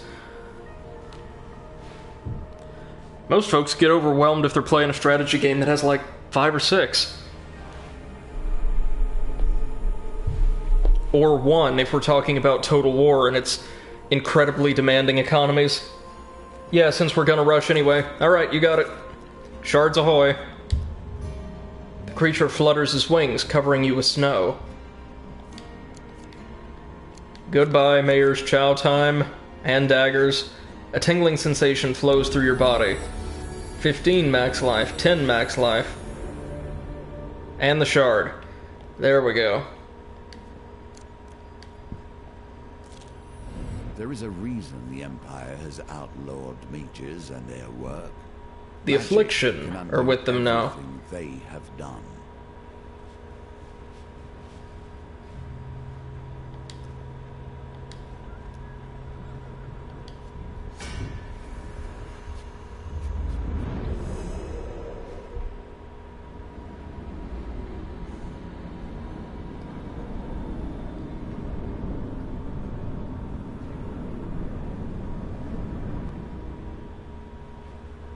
Here we go. Oh, we're in corrupted territory. Got that green filter back. I've missed it the past few chapters.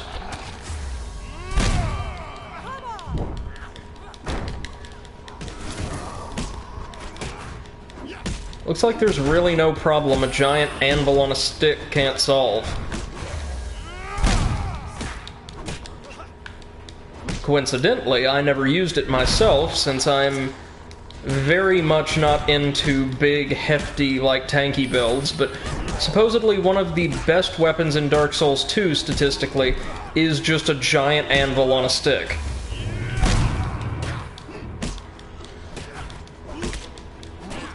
Ooh, actually caught me that time.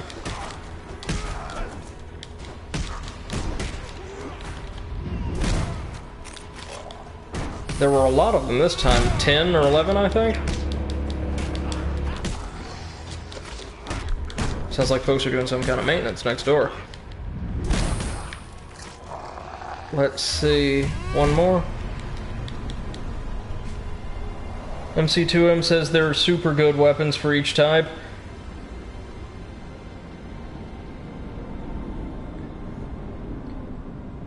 In this game, that appears to be the case, and in Dark Souls, that's definitely true. I think it was in Demon Souls, kind of the first game From Software developed that used that particular formula for the PS3. Very, very early on, if you go to a certain area in the game, you can get, like, an enchanted falchion. So, like, a very fast, kind of mundane sword that happens to have been pre-upgraded. And you can honestly, like, cut through 90% of the game with it. Like, you don't need to upgrade it, don't need to do anything. It's insanely, like, obscenely powerful, and it's just laying there near the start of an early game area. The Boneyard. And solidly arranged. As night falls, you hear the sound of digging coming from the cemetery. You spy a coven of mages with shovels. Steadfast, they dig until they hear a metallic clanking sound. They unearth a small disc. In the moonlight, you can almost distinguish a pattern on its surface. You crouch behind a gnarled oak and wait to see what happens next. Oh no.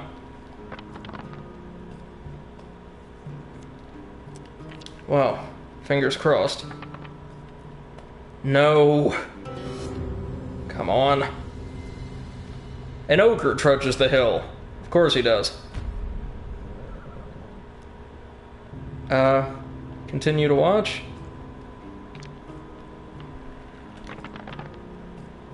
Wow, that is a bad roll.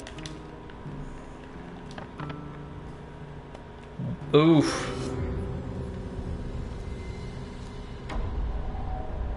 Let's just keep going. Oh no, we're gonna sneak up on him. There we go. You lift a hunk of broken headstone above your head and launch it at the gravediggers. Well, we took out the mages at least, and the rest of these guys should give us good spoils, so I'm not complaining. The necromancer won't do much of anything. Ditto for the skulls. And the ogre should be the only really credible threat here.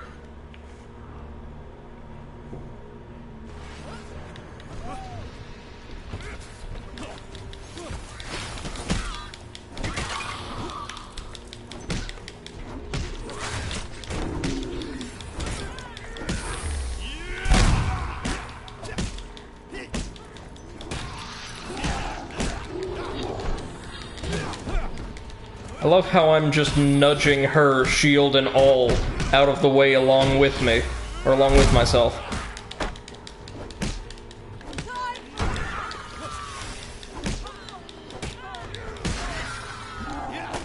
Well, there go most of the skeletons.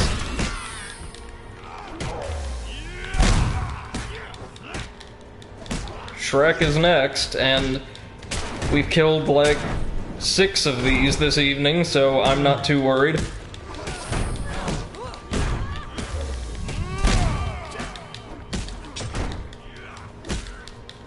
Oh, he's winded.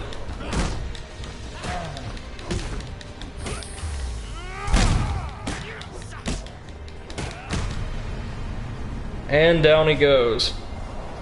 Hopefully we can get some decent gear from that.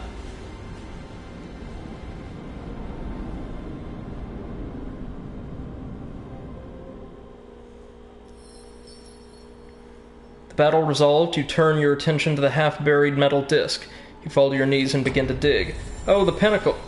Oh, They're all of the dealer's symbols from the first game. Aha. Draw a curse card before every encounter. Oh, good. Oh, good. Let's explore the graveyard a little more.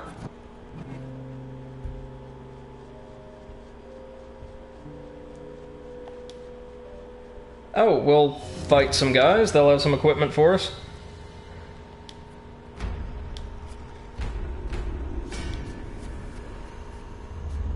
Yeah, so this entire challenge is intended to be a more difficult version of the dealers from the first game.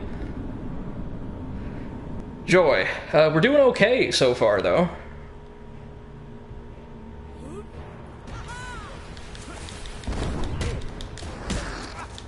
Now we just need to whip all the thieves in the world. Oof. The numbers of enemies being added to combats at this stage in the game now, too, are getting just obscene.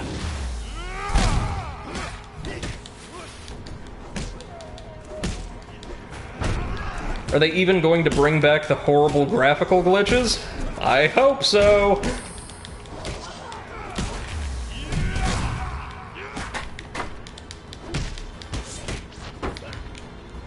Come on, there we go.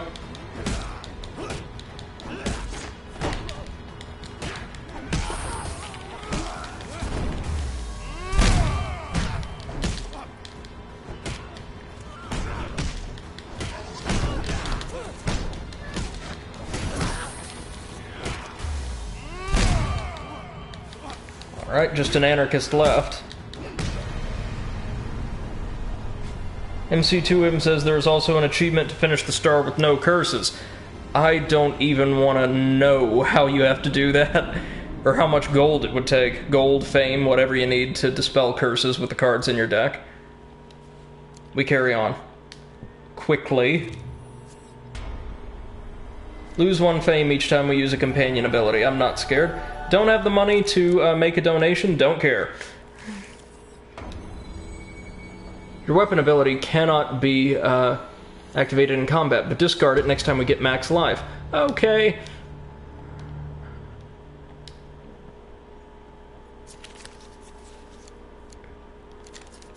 Regular failure, that's fine.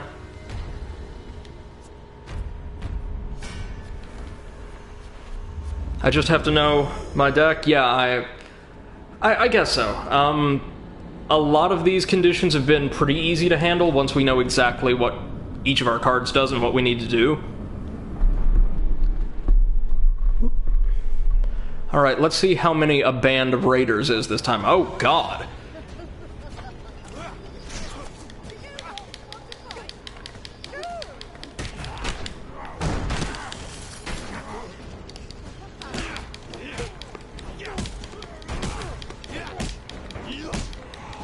Oh, that's right, I can't use my beautiful finishing blow right now.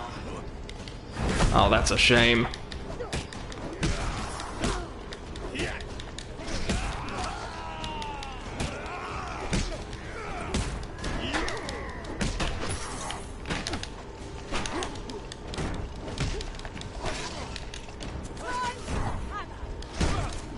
I don't mind losing 1 fame for that. Always helps. So as the game, it's either as the game goes on, or it could just be specific to this map. Like specialist enemies are coming in larger and larger contingents every time we draw one of their cards. Like near the start of the game, a trapper would mean, oh, 2 or 3 of them. Now it's 4 of each of these guys.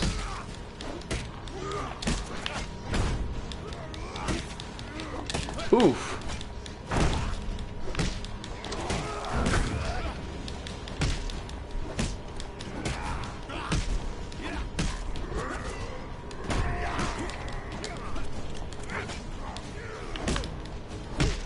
As you progress through the game, it becomes harder. Yeah, that's kind of what I imagined. Whew. I'm kind of missing that finishing blow now, though.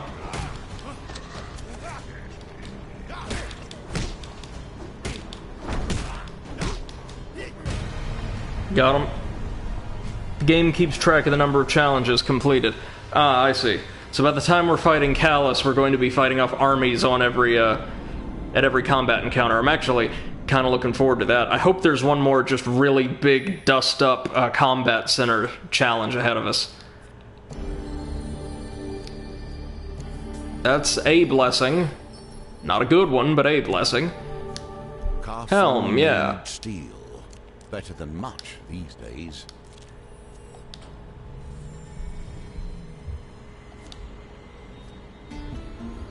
Oh, the Terror of Aenor. Okay, let's try this again.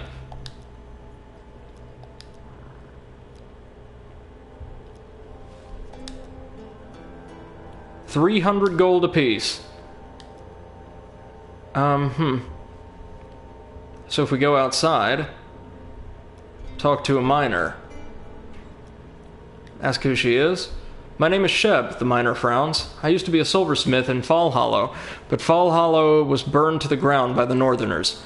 Now I have nothing left but my daughter and the food they give us here. Ask what being a miner is like. It's terrible. Some of us stop drinking the silver leaf in the morning just to end it sooner. I stay because my daughter needs me to eat. MC2M says, I wondered if they associated the star with the dealer challenge to say he's the star of the game. Well, hold on real quick. I'm actually going to look up Star Arcana. Yep. The Star Arcana, commonly associated with hope, self-confidence, faith, altruism, luck, generosity, peace, and joy.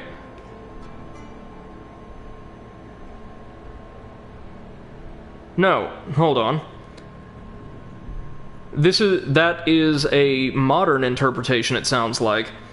Here is, according to the flawless reference Wikipedia,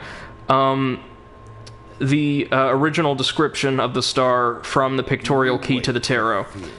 The star: loss, theft, privation, abandonment. Reversed: arrogance, haughtiness, impotence. Both of those seem to match the dealer and what's happened to him. Ask for Terror of Aenor. We don't own anything here but the clothes on our backs. I happen to know something that could help convince Rand to part with some, but you'd have to do something for me first. One of the brutes here threw my daughter's doll into the pit. If you can get it back to me, I'll tell you Rand's terrible secret. Do something else. Enter the mine. Find our way to the pit. The pit is aptly named. Miners point you through the tunnels to a pond-sized circular trench in a cave. There are a few miners here, but a couple of Rand's lackeys are ambling about. Try to get past the guards. Oh, Lord. Eyes front.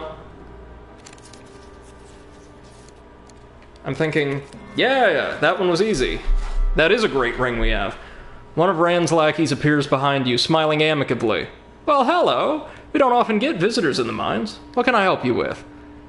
Hello, Ariadne bellows. We'd like to have a look about the bottom of the pit if you don't mind. The man smiles. Well, I wouldn't take the pulley system down. We haven't been taking care of it, so you'll probably die. Anyway, have fun.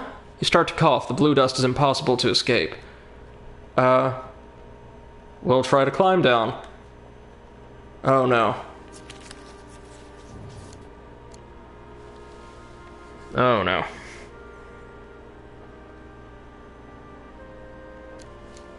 Is it...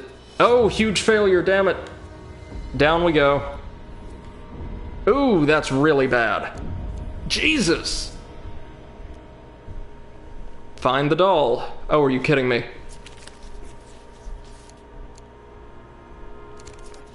Another huge failure. I could die here. I could actually die here. Once more. There we go. We get the doll. Get the doll. And Ariadne finds the holy mace. Oh yes. Oh yes. In this case, we climb carefully back out of the pit.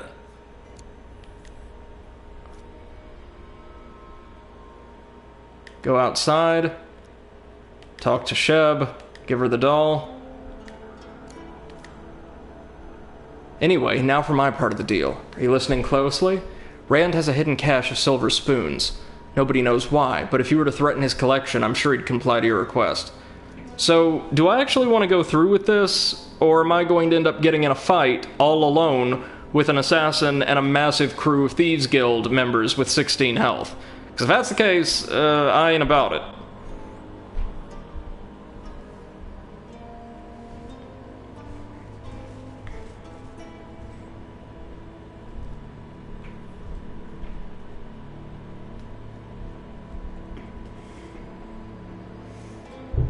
No combat. Alright. Enter the mine. Approach friend.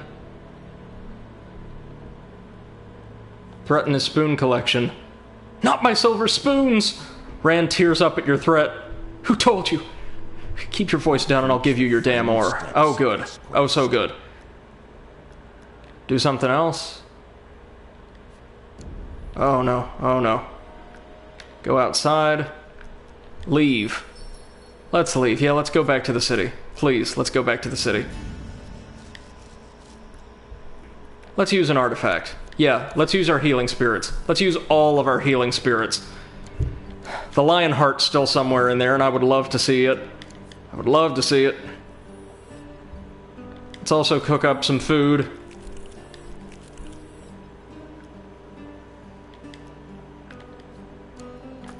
Tiger's Eye, don't need that. Anything we can sell safely?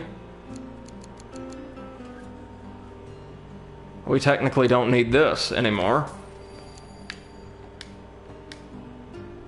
Likewise with the Wanderer's Bounty, cool though it is.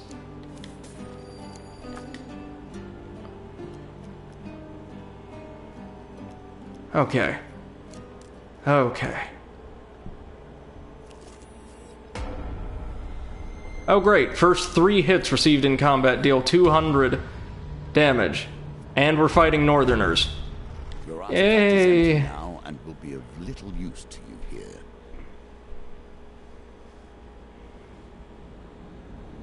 So this is the game just straight up trying to kill you at this point.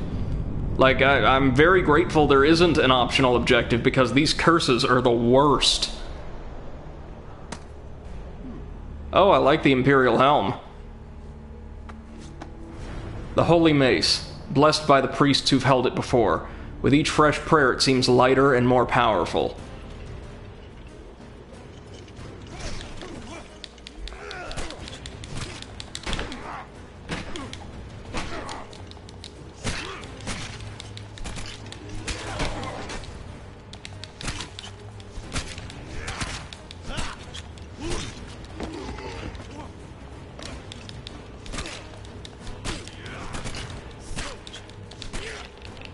Wow, the Holy Mace makes a particularly squishy sound when it connects, don't it?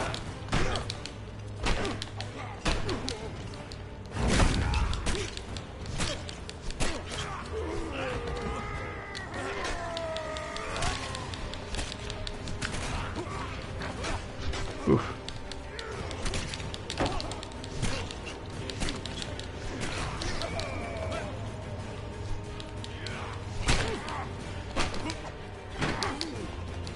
Man, let's hope we draw that Lionheart sometime soon. It will save our ass.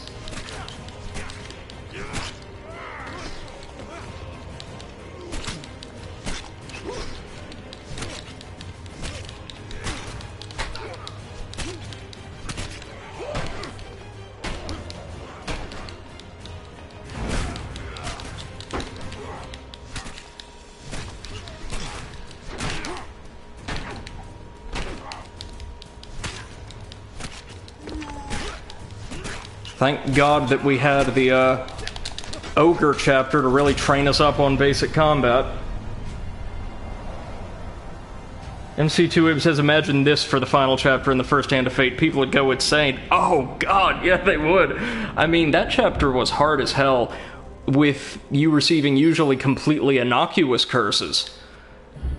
Oh, what do we get? Not what we want. But do we want this? Do we want this more than the Scorched Blade? I feel like we definitely want this more than the Scorched Blade.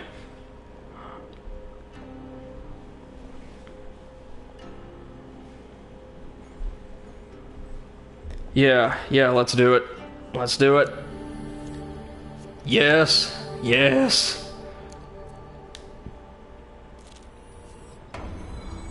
Bad practice. Hits required to charge a weapon ability are increased by 3. Joke's on you. I don't have weapon abilities anymore. I sought only to serve, and thus I came to the throne of life and death. You haul yourself over neglected hedges to find the dilapidated manor house covered in vines. A red glow emanates from the cellar windows. The front door gives without much resistance. Nature has reclaimed what was once a luxurious residence. Floors buckled by tree roots, walls covered in a green moss. The floorboards creak ominously beneath your feet. 10 steps from the cellar door. You pray the floor doesn't give out. Oh, really? Oh, we barely got it, thankfully. You walk cautiously to the cellar door and proceed down the stairs.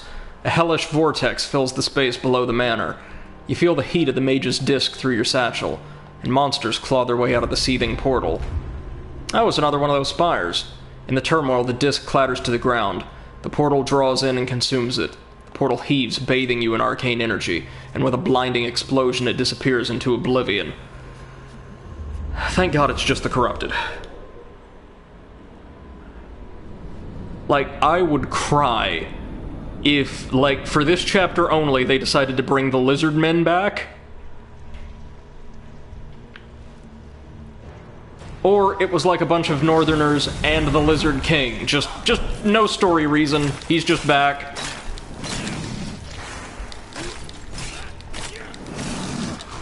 Whew. There we go.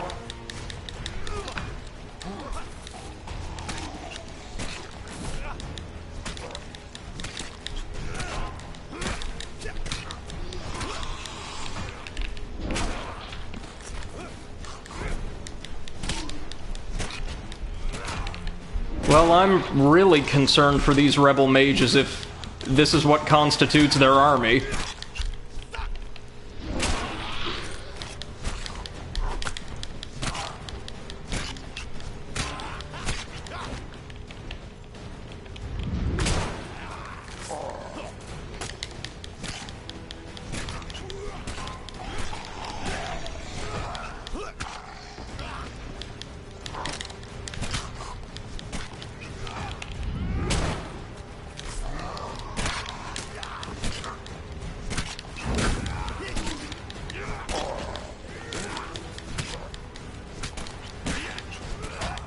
Sorry, I'm not all that talkative right now, just really trying to concentrate so I don't have to take one of those 200% damage hits.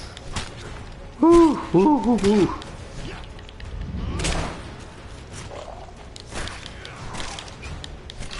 Wonder how many of these I'll have to fight at the end.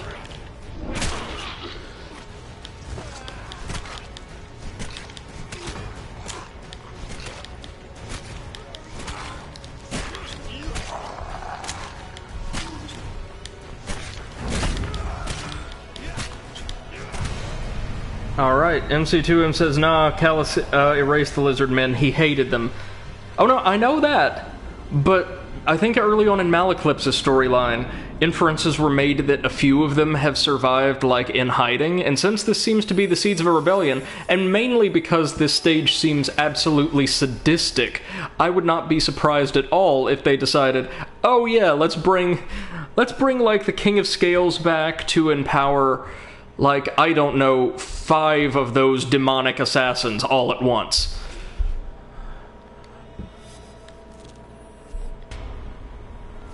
Alone. Okay, the stormy shore. The scepter. Time has shown that to be well-founded, however. You walk along the seashore on a dark, stormy night. A lone gull squawks overhead. Drowned out by the crashing of the waves and rumble of the sky, a coven of mages chant something low and ominous. Dark clouds gather overhead as a mage raises a scepter to the heavens. With a crash, lightning strikes the scepter. The mage falls down dead. The chanting increases in fervor as another mage steps up to heft the scepter skyward. As you approach, they move to make space for you. Ah, the mage holding the scepter greets you. Another believer seeking the scepter's light. Whatever he was going to say next is cut short by lightning and his subsequent death. Oh, good. Oh, good. Oh, lose 4 fame before every encounter, that's nothing. Another mage takes the scepter, but instead of raising it to the sky, he presses its cold metal into your hands. We're gonna book it. They attack us, we're probably going to get hit. It's probably going to hurt. Let's see. And it's not enough. Man.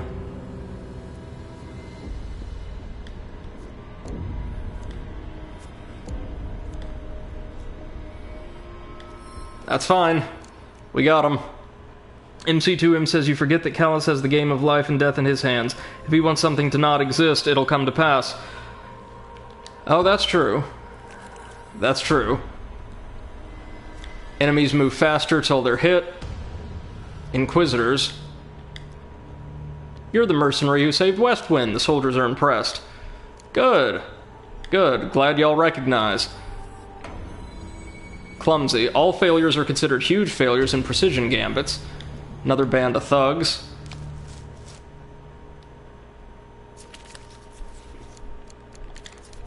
Good.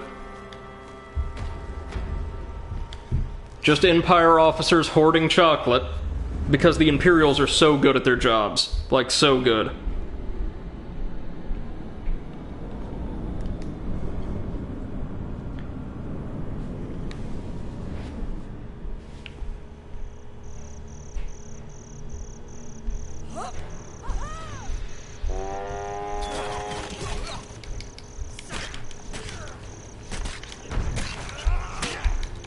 Oh, that's right, since I got max life somewhere, I can use my weapon ability again.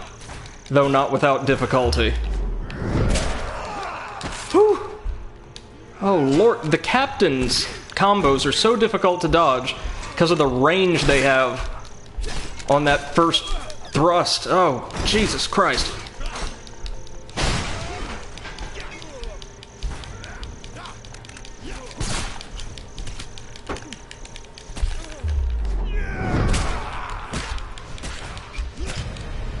There we go.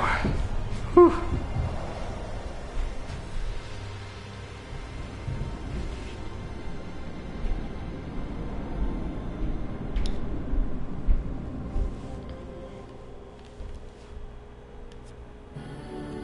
Equipment. Lionheart, yes, yes, yes. And more health, good. Good, good, good. Light weapons deal less damage, don't care, don't have any of those. The Inn by the Sea, again.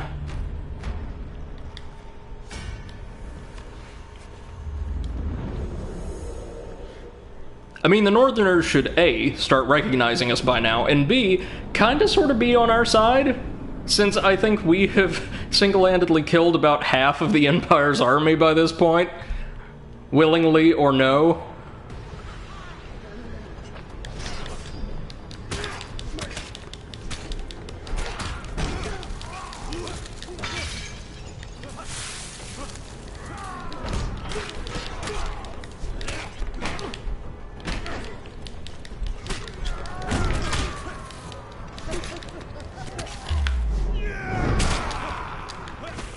That was very close.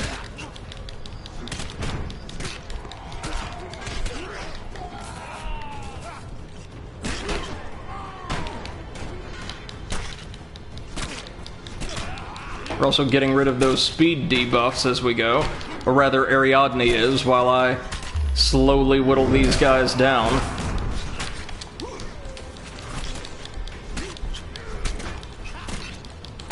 Even by the standards of ranged enemies, I find the trappers are generally pretty passive.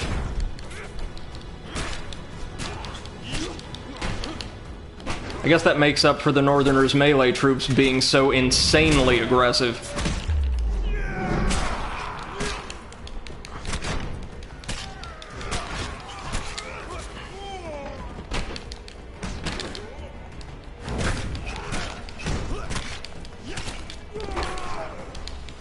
There we go. It looks like if you block just a bit earlier than normal, you can even deflect some... Or no, if you press the block button a second time just as they strike you, once your guard's up, you can break their combo a little bit early.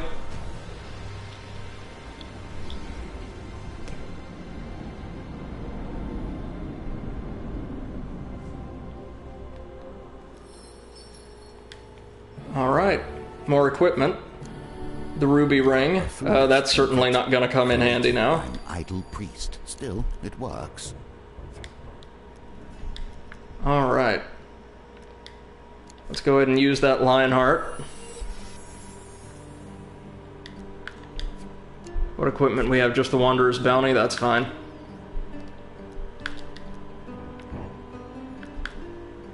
Let's use that Lionheart one more time just to be safe in case this is the end.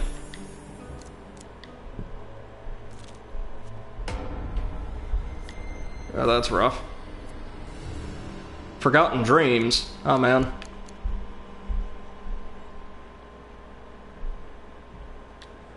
MC2M says, I learned yesterday that Velenos was the son of a tailor. Huh.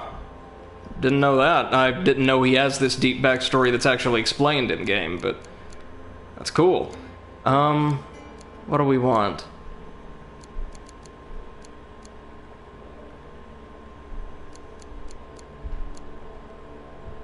I want the shrine.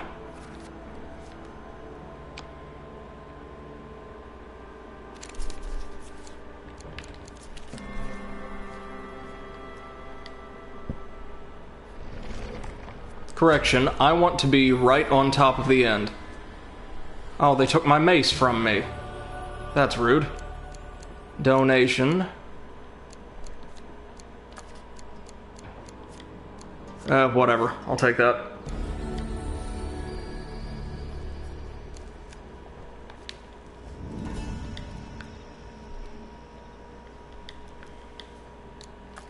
Wanderer's Bounty, don't need it.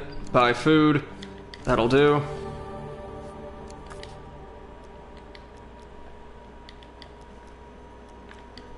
And use the Lionheart once more.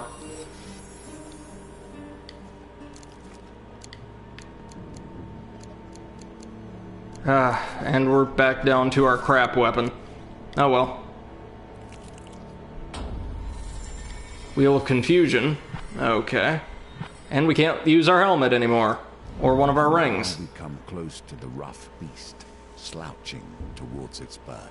A red glow betrays the location of the final portal, a dilapidated barn on a long-abandoned farm. The portal churns as the others did, but expels no corrupted minions. The mage's scepter trembles in anticipation until it flies from your hand and hurtles into the portal.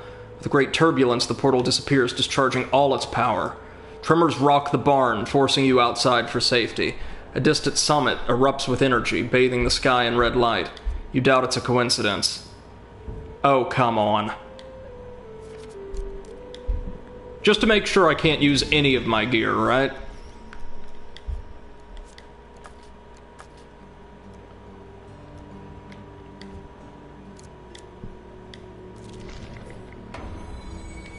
I'm gonna have every curse in the game on me by the end of this. General store. Yeah, you got food? I'll take some of that.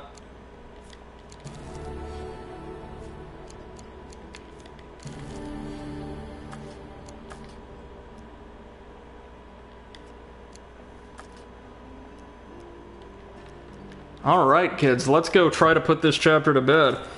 MC2M says, far from every curse, believe me. Oh, Lord. Well, can't even use the robes now. Or the ring, or anything. Here is a man with a particular set of powers turned to nothing there. trade. Alright, let's do it. The summoning. The powers of the universe to his will, and instead, he serves you. You follow the ominous beam of light up the foothills to a summit overlooking the countryside. Yet another portal stands surrounded by mages, necromancers, and witches. This one is much, much larger than the others. Flames dance at the edge of the maelstrom. Oh, an arcane seer. A group of levitating mages begin to cast an incantation. The cacophony of the portal clashes with the roaring storm winds until all you can hear is a deep and powerful heartbeat. As they chant something unintelligible, a decrepit arm extends from the fiery maelstrom. A robed figure, its face obscured by a ragged hood, steps from the flaming portal to stand before the assembled mages. It rasps with a voice long unused. "I have returned to reclaim my place at the table. A new era awaits." The mages and necromancers fall to their hands and knees in reverence. They fall into pious silence as he speaks again. "For returning my objects of power, you will be rewarded." He leans heavily upon his staff and waves an arm. Gold and trinkets appear and clatter to the ground before him. The figure nods at his subjects and disappears in a burst of flame. Eventually the mages realize they're not alone. So is that Valenos we're seeing? Like we worked to prevent his resurrection?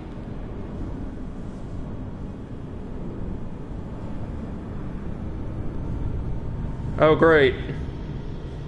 Great. Oh, you joined the Defiant Development Discord. That's cool. It's really cool that they talk with fans like that. Okay, so once again, the dealer was our villain for a chapter, only...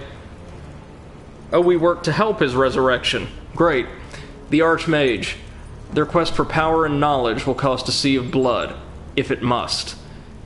So, just a more powerful mage. Gotcha? Ow.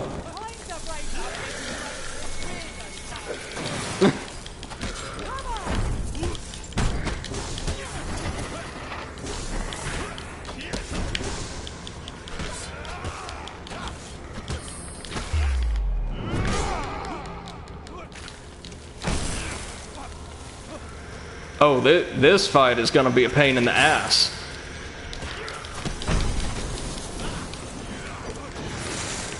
Getting hit by those little scythes every single time. Because as it happens, the range on them is fantastic.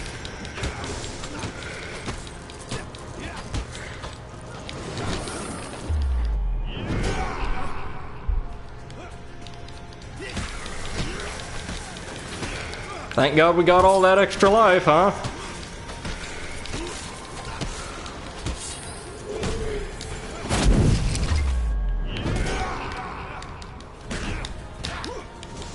Should have been doing that from the start. Disrupt their spells. Ow.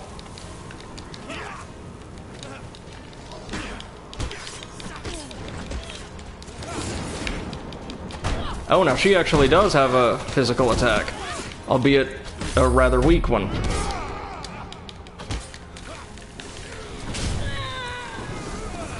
That's the boss down.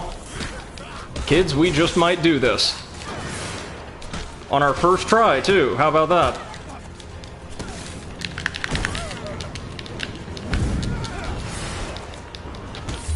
These mages are much stronger than those in the first game. Like, not even close.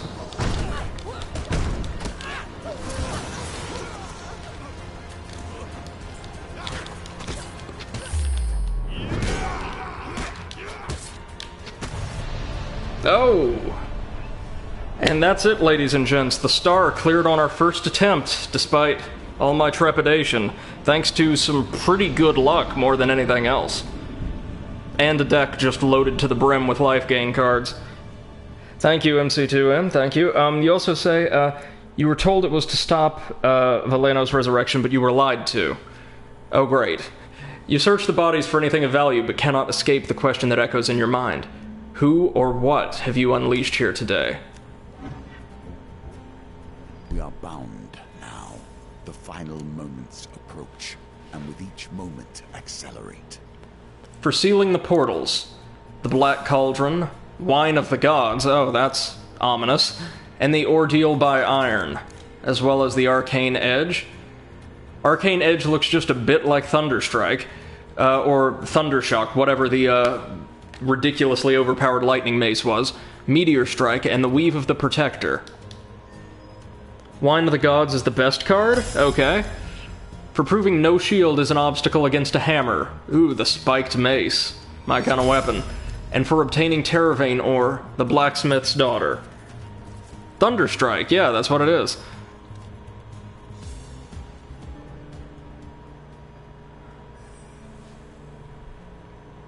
So, friends, we are finally at Callus's doorstep.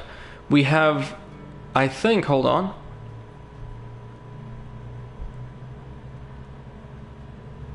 After the sun, we should just have the world and judgment. In that order, I believe. So, yeah, this is very interesting.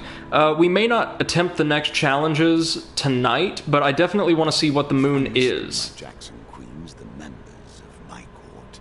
Each of them died long ago, of course, but they lived with me through my game. Oh, judgment in the world. Okay. And I have merely these paths to reassemble. You have an insider who may help you infiltrate the palace. Gather support amongst the populace of the corruption-steeped city in order to convince them that the Emperor must be killed. So we're actually inciting a rebellion at this point. You've earned an Empire death warrant. Tread lightly. Lots of gambits. And, more curses. Yay. At least they're not going to be the curses from the last chapter. I get the impression that if we can handle the star fairly gracefully, we can handle anything. So what do you want? We want that food, we want that gold, we want that brand new mace.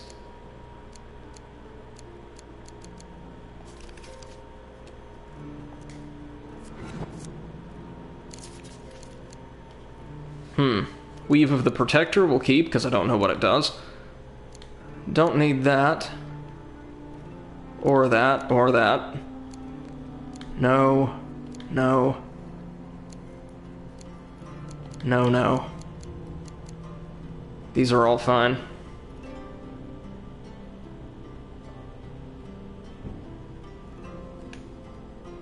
MC2M says, did I figure out the mark of damnation on the tower?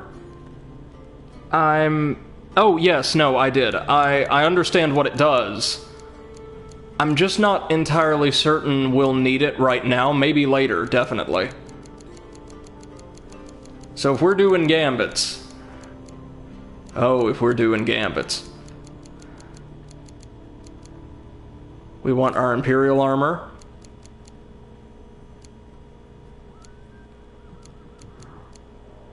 We want the Mask of Holy Fortunes.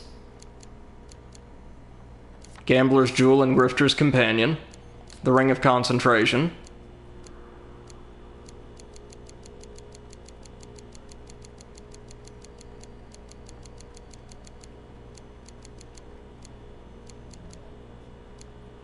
I kind of get the feeling that since it's building up to the last 3 challenges, all of which are intended to be played consecutively, that this isn't going to be an overly long or intricate chapter. Yeah, just kind of more or less some padding to help round out the story. MC2M says take the peeler. Take the peeler over the, where is it? The Grifter's Companion?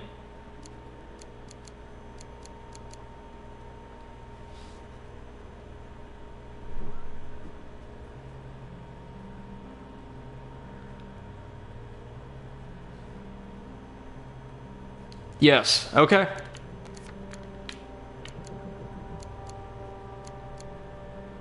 And let me see. I'll take the golden shield and the exquisite blade, so we can get some additional capital if we need it. Oh, the moon's a pain without it. That's interesting. So Fallen Treasure's a good one. Little Devil, we don't necessarily... Well, we might need Little Devil, actually. Blacksmith's Daughter. Gnome Hunt.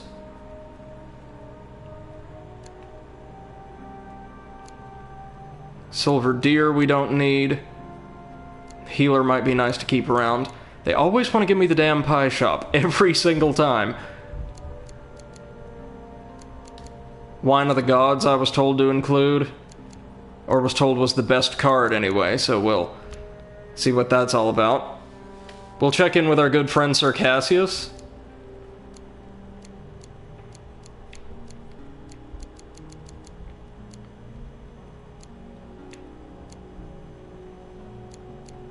I'm thinking St. Tala's Day.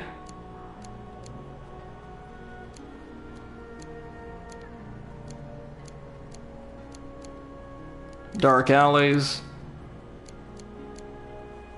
Forgotten Dreams.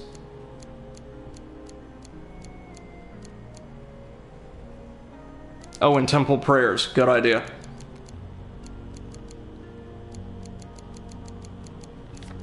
Alright, does this look like a pretty solid setup? I'm thinking I'm actually going to give this one a try tonight.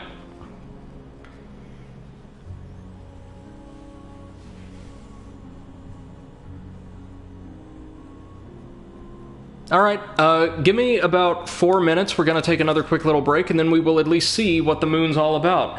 And if we clear this tonight, you guys, it means tomorrow's stream's going to be reserved entirely for finishing companion storylines and taking on the end game. Don't go anywhere.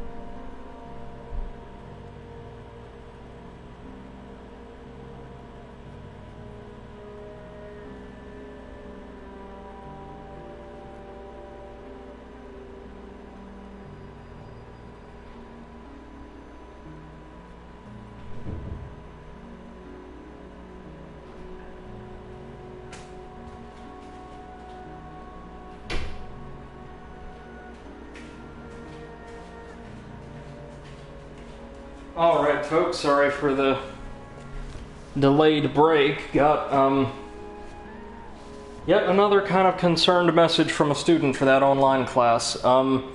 Interesting things happen when you and your entire, cadre of supervisors and bosses have to scramble to take education online during a global pandemic.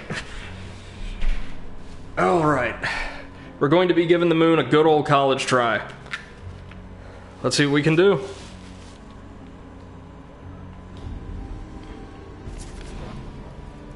Preparation will be key to your success.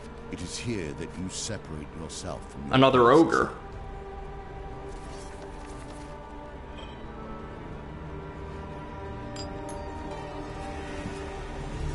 The city. A shaped tool will not cut smoothly. Moonlighting is a go, MC2M says. That is why I have Yes, yes. forging. On the last day of solstice, you pass through the gates of the great city. The scene before you is overwhelming, a melange of architectural styles, exotic smells, and busy, busy people. You've taken counsel with your companions and wrestled with self-doubt. Your path is clear now. The Empire is a force for darkness in this world, bringing nothing but death and destruction. If you are truly a hero, this is the time to prove it. There can be no other end than this one. The Emperor must die. Estrella has organized a covert meeting with General Flinthollow, an ally from her Empire days. He'll tell us the way into the palace, she explains, but only if we prove that we have the backing for such a rebellion. Begin your search. Estrella disappears into the crowd, stating that she has some business to attend to. Ariadne leans on her hammer. Well, this is it, isn't it? The final stretch. She grins at a few passing citizens who glare up at her. We only have to charm some of these fine folk, have a chat with this Seaver fellow, and then go assassinate an emperor. Easy as pie. An Empire soldier stares at you from across the way. You disappear into the market crowd before he realizes who you are. So, I take it, right? This is actually going to be a comparatively short little chapter. The corrupted city. While climbing the battlements... And the death of an emperor. While climbing the battlements encircling the city, you hear a choking sound, followed by a terrified scream. Panicked tourists hurry past you. MC2M says this one's short. Yeah, I kind of figured. I imagine the last three are, like, really involved. Panicked tourists hurry past you, covering their mouths. Behind them, a squad of soldiers writhes painfully on the ground, their bodies twisted and malformed by corruption. Well, here's an easy way to get some followers.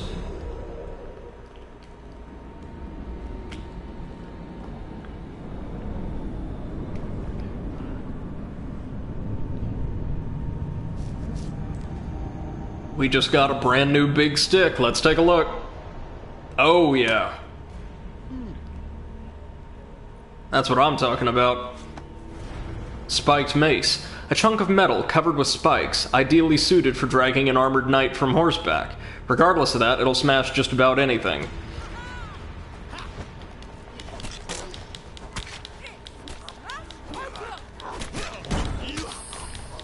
Ariadne has the best one-liners.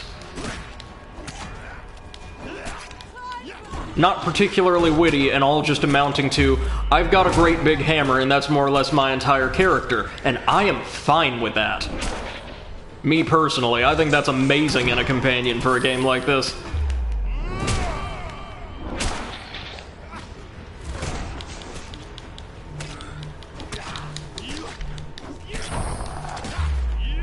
Second.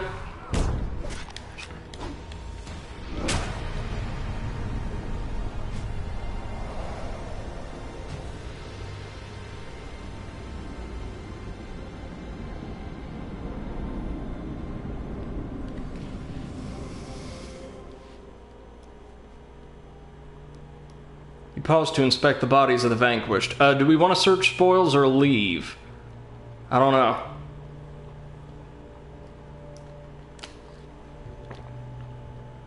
MC2M says, I always like games where the characters follow their own logic to a T. Yeah, so do I. Up to me. Okay, we're gonna search then. What do we get? Ring of Concentration. I'll take it. And food. Oh, they watch in distress. That's not good. But I'm your buddy. Gain I really am your buddy. Within games.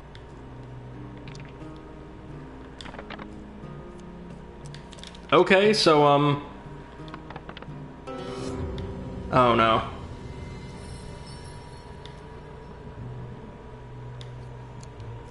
Brimstone Empire cards. I would hope The fairy you know ring. better than to keep counsel with the Fae. Those deals never work well for your kind. In the depth of the forest, you find a young woman crying, her child tugging at her skirt. She tells you that her eldest has disappeared after ignoring her warning about the fairy ring. You notice a circle of toadstools in the meadow nearby and offer to help find her child. As you step into the middle of the ring, everything fades. Your vision returns, but the forest is no longer the same. The trees are purple, and the sky shines yellow with a bright blue sun. Treading through this strange forest, you encounter a brownie with a head too big for his body. I'm so hungry. Will you spare me some food, he says. We'll, give him 5. Oh, no. Ariadne, let's do it. Yay! He munches on a bread roll. Whatever you do, if you see the fawn, don't believe a word he says. He almost always lies, he says with his mouth full. You walk along a path following the cheerful sound of a pipe instrument. You come up to a fork in the road where a fawn plays his pan flute while clicking his hooves about. Can I help you? He asks. You inquire about the missing child. Oh yeah, about yay-high, scruffy clothes? Yes, he went that way, pointing to the path to the left. You tread lightly down the path and come to a magnificent castle. The drawbridge is lowered, so you walk inside. Many goblins and fairies gather in the queen's court. Upon the throne sits the queen, a cherub with 4 faces and a serpent's tail. The first is a womanly face, the second belongs to a panther, the third a goat, and the fourth a swan.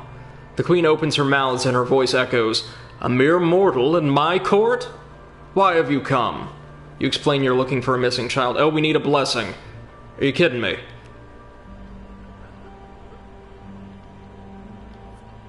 And we get cursed, yay. Good. Every performance. A pageant wagon. A lie. Parked in the dust corridor is a traveling theater that has seen better days. The mottled stage curtains hang tiredly. A pasty, ill-looking man named Old Patton appears to be the head of this enterprise. He waves you over. White powder has settled into the wrinkles of his face. His painted lips twist into a knowing grin. "I know who you are," he whispers. "Look here, I won't tell." He taps his red bulbous nose and winks. "If you stand in for my recently, and rather inconveniently, deceased actor." He points out a ragged baker costume. Fine. The play starts off with a hag knocking on a pantomime door. "Oh, baker, I've come for your hand in marriage." What are we supposed to do? Marriage is off. Oh, she attacks me. But the crowd loves it.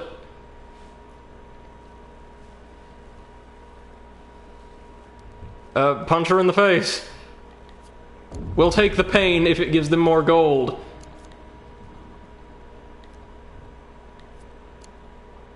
Oh, another curse, yay.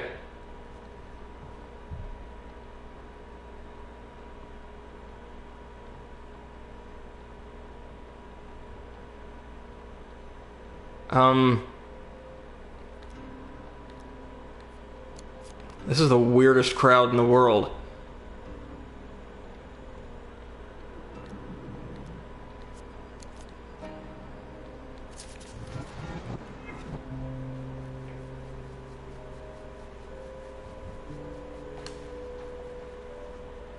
Yeah, there we go.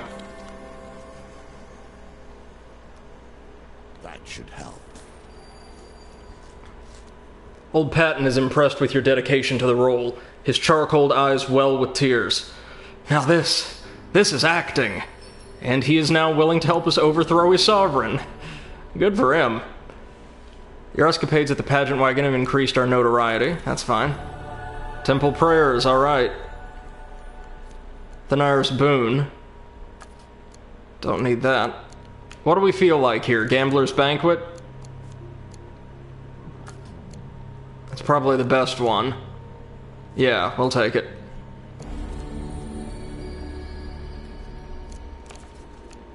What's that curse we have? Oh, we're just a little bit slower. Imperial soldiers. So much military attention. And why? Because the Emperor knows you are coming. He has known long before. A group of soldiers are scrutinizing the crowd in the flower market. Shoppers nervously make their purchases. Stay inconspicuous and pass through. I think we're good here. There we go. Keep your head down and continue on your way. The Black Cauldron. The mechanics of the game blend with your own memories to offer opportunities you may not have else considered. On a little-traveled Imperial road, there sits a dilapidated tavern known as the Black Cauldron. The few patrons are quiet, sullen folk who barely look up to register your arrival. We have little to eat or drink, and no rooms to rent, the bartender offers helpfully. What about blessings? I certainly wouldn't know any about any of that mumbo-jumbo, he replies casually, but we do run a small trade in equipment out back. Why don't you have a look? Behind a tattered curtain you spy a dusty storeroom full of worn and battered equipment. A man and a woman, as ancient and run down as their stock, serve as proprietors. Welcome, friend. What can we offer you today? I guess we should we swap our blessing for equipment? I mean, it's decent. Oh, we don't have a choice. Whoops. So she takes the blessing, and we get some equipment. We get the peeler. So I take it we definitely want the peeler, right? MC2M says, whenever I roleplay, I always choose to do what the character would rather than what the player would do, no matter how bad it is. The few times I have, I tried to do the same thing. Usually to unusual or dangerous results. And what are we thinking, Golden Shield or Mask of Holy Fortunes? Mask of Holy Fortunes for this one, probably, right? Since there's so many gambits.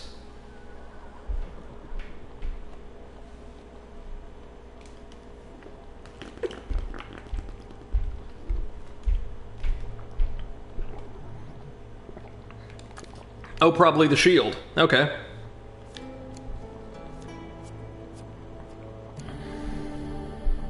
Oh, we already had the slow shuffle. That's true, that's very true. And we got the shard. Travel in peace. The bartender gives the bear's nod of acknowledgement as you leave the tavern. Well, first things first. Let's sell the golden shield. And the spiked mace. Well, no, do we have enough fame for the peeler? Yes, we do. Well, I'm gonna keep the mace for now, just in case it's costly. Or we lose our fame, rather. The healer. Supplies are running low. Make your choices carefully. I'll buy just a little bit of food. But other than that, I think we are good. Ooh, curse removal. Nah. Alright, we're good. The fallen treasure. The weave of the protector, which we're definitely taking. Meticulously crafted. Resist traps and get a reroll. Far stronger than Damn. spears, Yeah. and far more valuable than mere arms would indicate.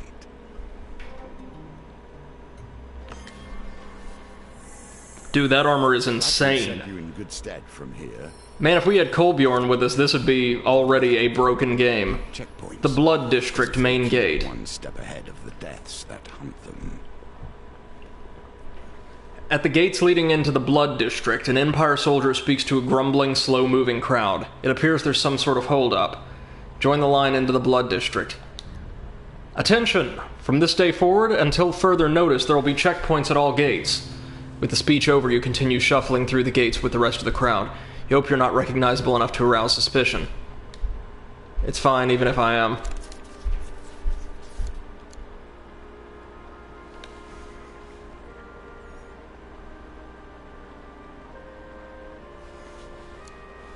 Alright, pretty sure it didn't go back. Yep. Good. Now, I've not lost a chance to get a conspirator somewhere, have I?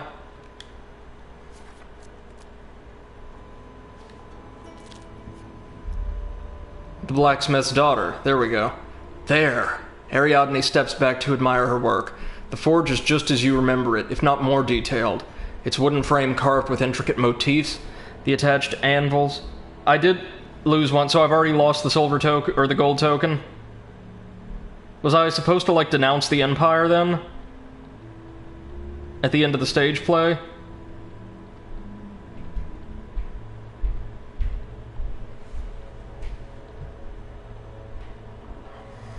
Oh, for Christ's sake.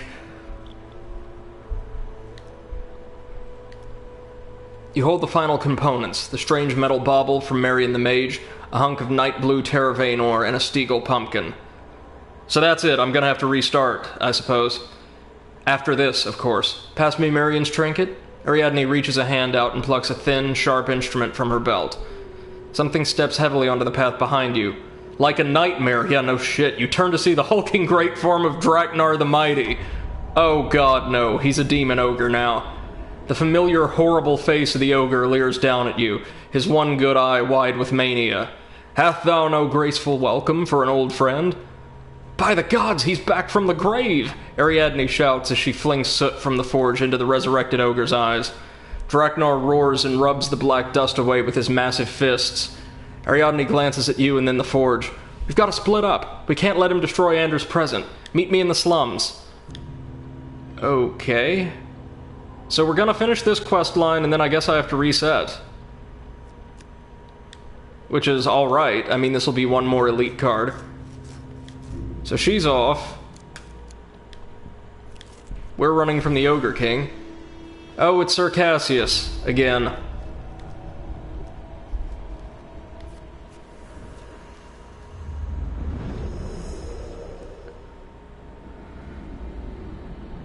It'd be better to explore the rest of the challenge. I don't know. We'll finish the quest line and we'll see. We'll see how we're feeling. Seeing as how we have been running for quite some time tonight.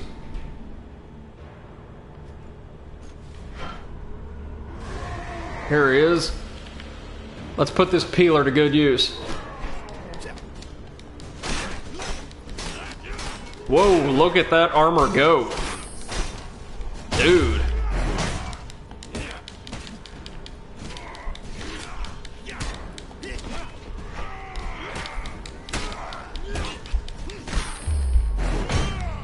Well, that's that.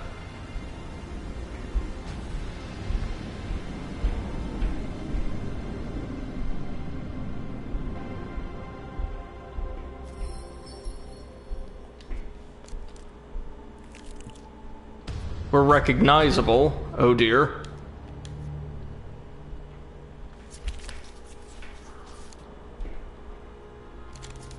There we go.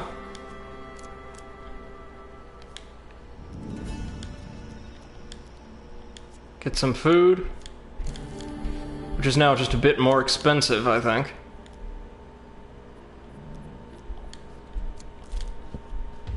The apothecary. And chemistry. Places magic can hide as a more specific craft. The apothecary is inundated with a tense rabble of city inhabitants. As you get closer, you notice that the door has been barred shut. An elderly woman is on her knees weeping, clutching a pearl necklace to her chest. Open up! Have you no heart? A heavy blacksmith pounds on the door. My daughter has succumbed to the rot. His voice cracks. The rest of the crowd shrinks away from the man, some covering their mouths fearfully. We'll find another way in. Find the back door. We'll greet the woman. Hello, she says with a curt nod. I'm Yorhelm. My twin is Janice. I've heard that you want to destroy the Empire, and now I see that you are strong of brow and crooked of nose. I believe in your quest.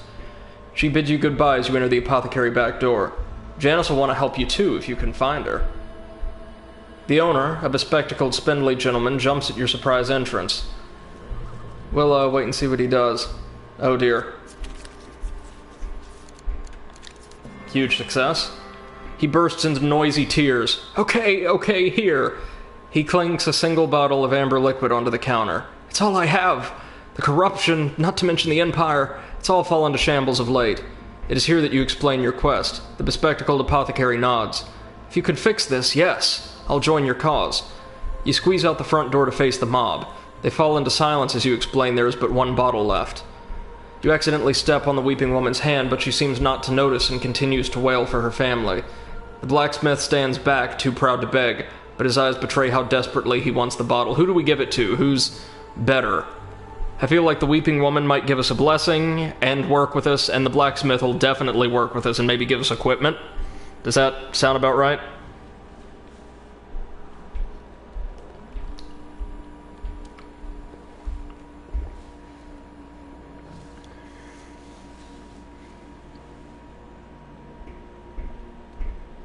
Can't remember.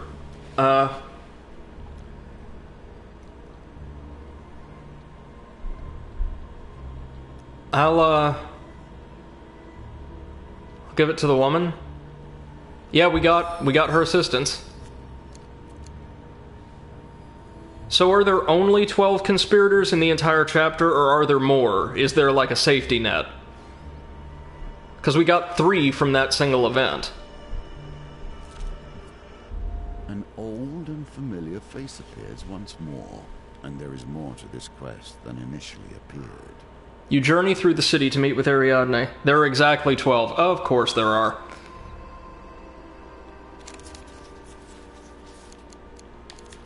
It couldn't be like the, oh, which one was it?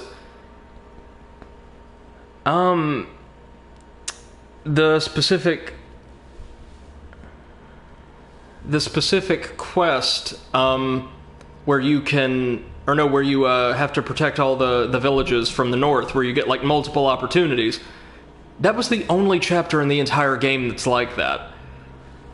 You reunite with Ariadne behind an alleyway in the slums. Without wasting any time, she gets to work. You quickly pass her the bauble. She fiddles with it momentarily, then slots it into the side of the forge. She gives it a final tap and steps back. Now that's starting to look like something.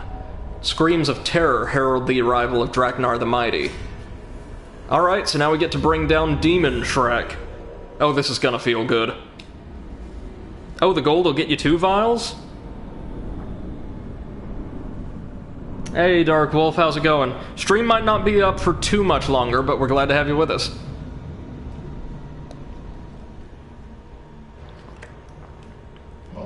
Oh, hell, look at that. He's not done with you, little mouse, not by far. Well, good thing we've got a weapon tailor-made for him.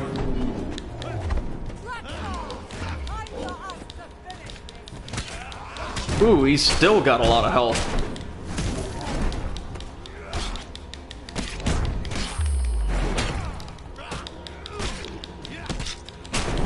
So I'm certain he deals a ton of damage, but his moveset isn't any more impressive.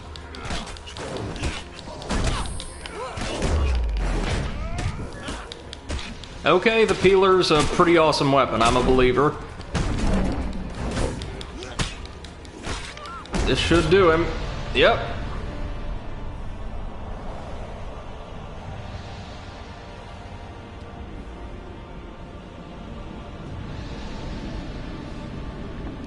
Impressive stuff. Ariadne wipes the sweat from her brow. What a fight! Now, do you have the ore? Before you begin to rummage in your haversack for the blue ore, there comes a fearful cry from a ragged child peering at Draknar's body. He's still alive! The huge ogre groans and his body convulses. Ariadne looks to her hammer and then to Draknar's unconscious form, his head weak and exposed, then shakes her head. As she heaves the forge back into motion, she whispers, "Let's split up and meet at the docks." So, here we go, again. To be terribly honest, I'm not a huge fan of when the game does this. Hand of Fate 1 had a real problem with this in its DLC quest lines, just constantly dragging specific encounters or quest lines out like this. You journey through the city to meet with her... Really? Okay. You follow the sound of screaming to the market by the docks. Draknar is there.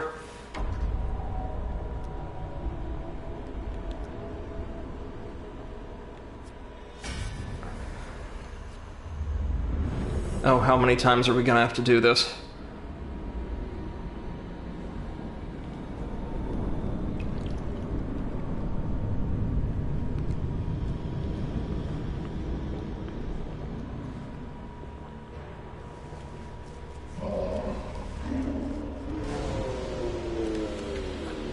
Alright, round 2.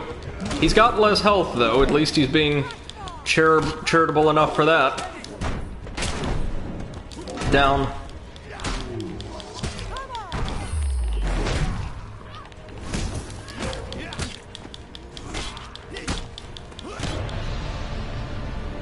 I still don't think that did it, but let's see where we're at.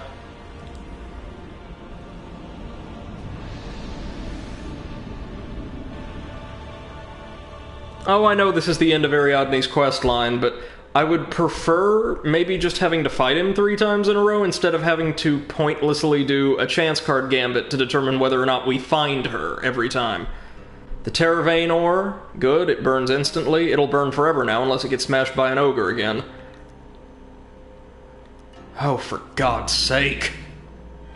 Sorry guys, just this design is not doing it for me.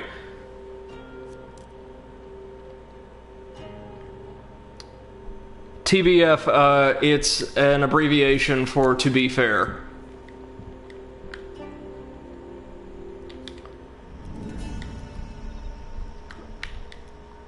Let's see what we got. That's not gonna help. Okay, eyes front, let's... Oh, my controller died. 1 second. Eyes front, give us just a second here.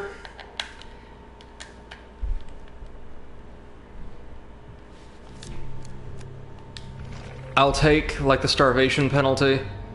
What do we got? It looks like 4, maybe? I'm thinking 4? Yeah, 4.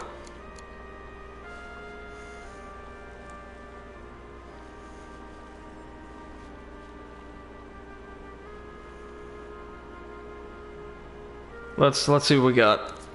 Oh, huge failure, of course. So somebody steals from us. Your supplies are exhausted. Unless you find some food, you will surely perish. Oh, and at least we get another shot. Oh, I hate this.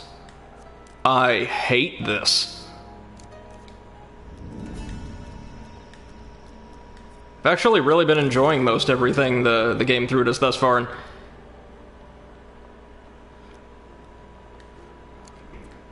Malaclypse's quest line did a pretty good job of this, but this one, oh my lord. Failure, yay! And so it just keeps going. Oh lord, why would you do this?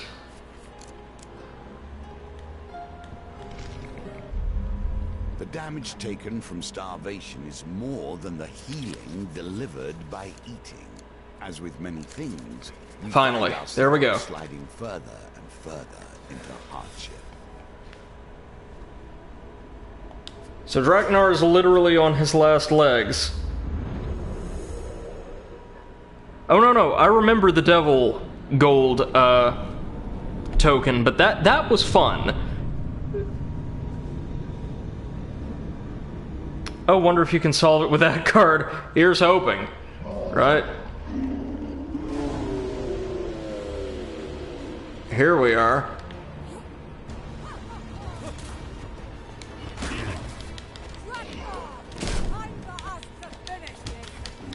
So he hits like a truck, as you'd expect, but other than that, he's still just an ogre.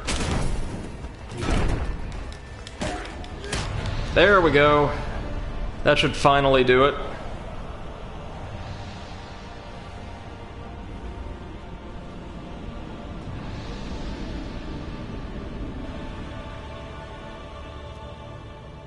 Finally, Draknar the Mighty lays dead. Pushing through the crowd is Anders, the side of his head still wet with ale, his eyes wide with disbelief, taking in the forge, spinning, chugging, and alive. 3 figures have been carved into its side. Anders, Ariadne, and you. The tiny carven replicas are laughing, forever fixed in a state of happiness. The blacksmith's daughter beams from ear to ear. It's us, the 3 heroes. Anders bursts into messy tears. Thank you, thank you. He bows deeply to you, then Ariadne. You are truly your father's daughter. Your companion frowns for just a second before laughing and drawing you and Anders into a warm, painful hug. The Nag's Head Tavern patrons drunkenly marvel at the traveling forge. Noble is already in an animated conversation with Anders, ordering a lucrative number of helms.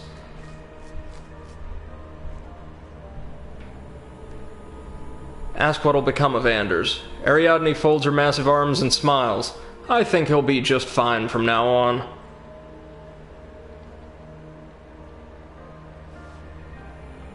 Ask about her father. My father was a coward, Ariadne notes matter-of-factly.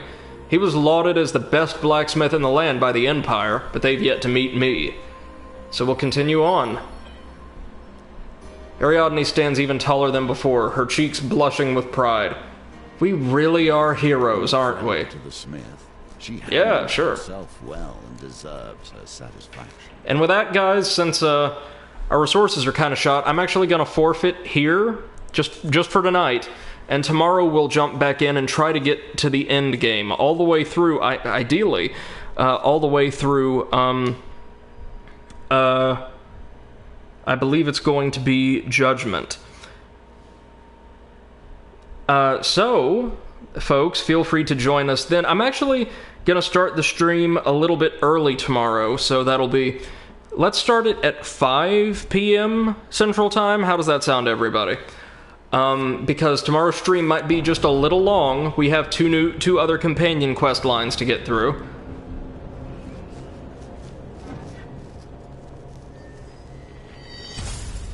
For slaying Draknar the Mighty for good, we get the Stiegel Pumpkin and Blacksmith.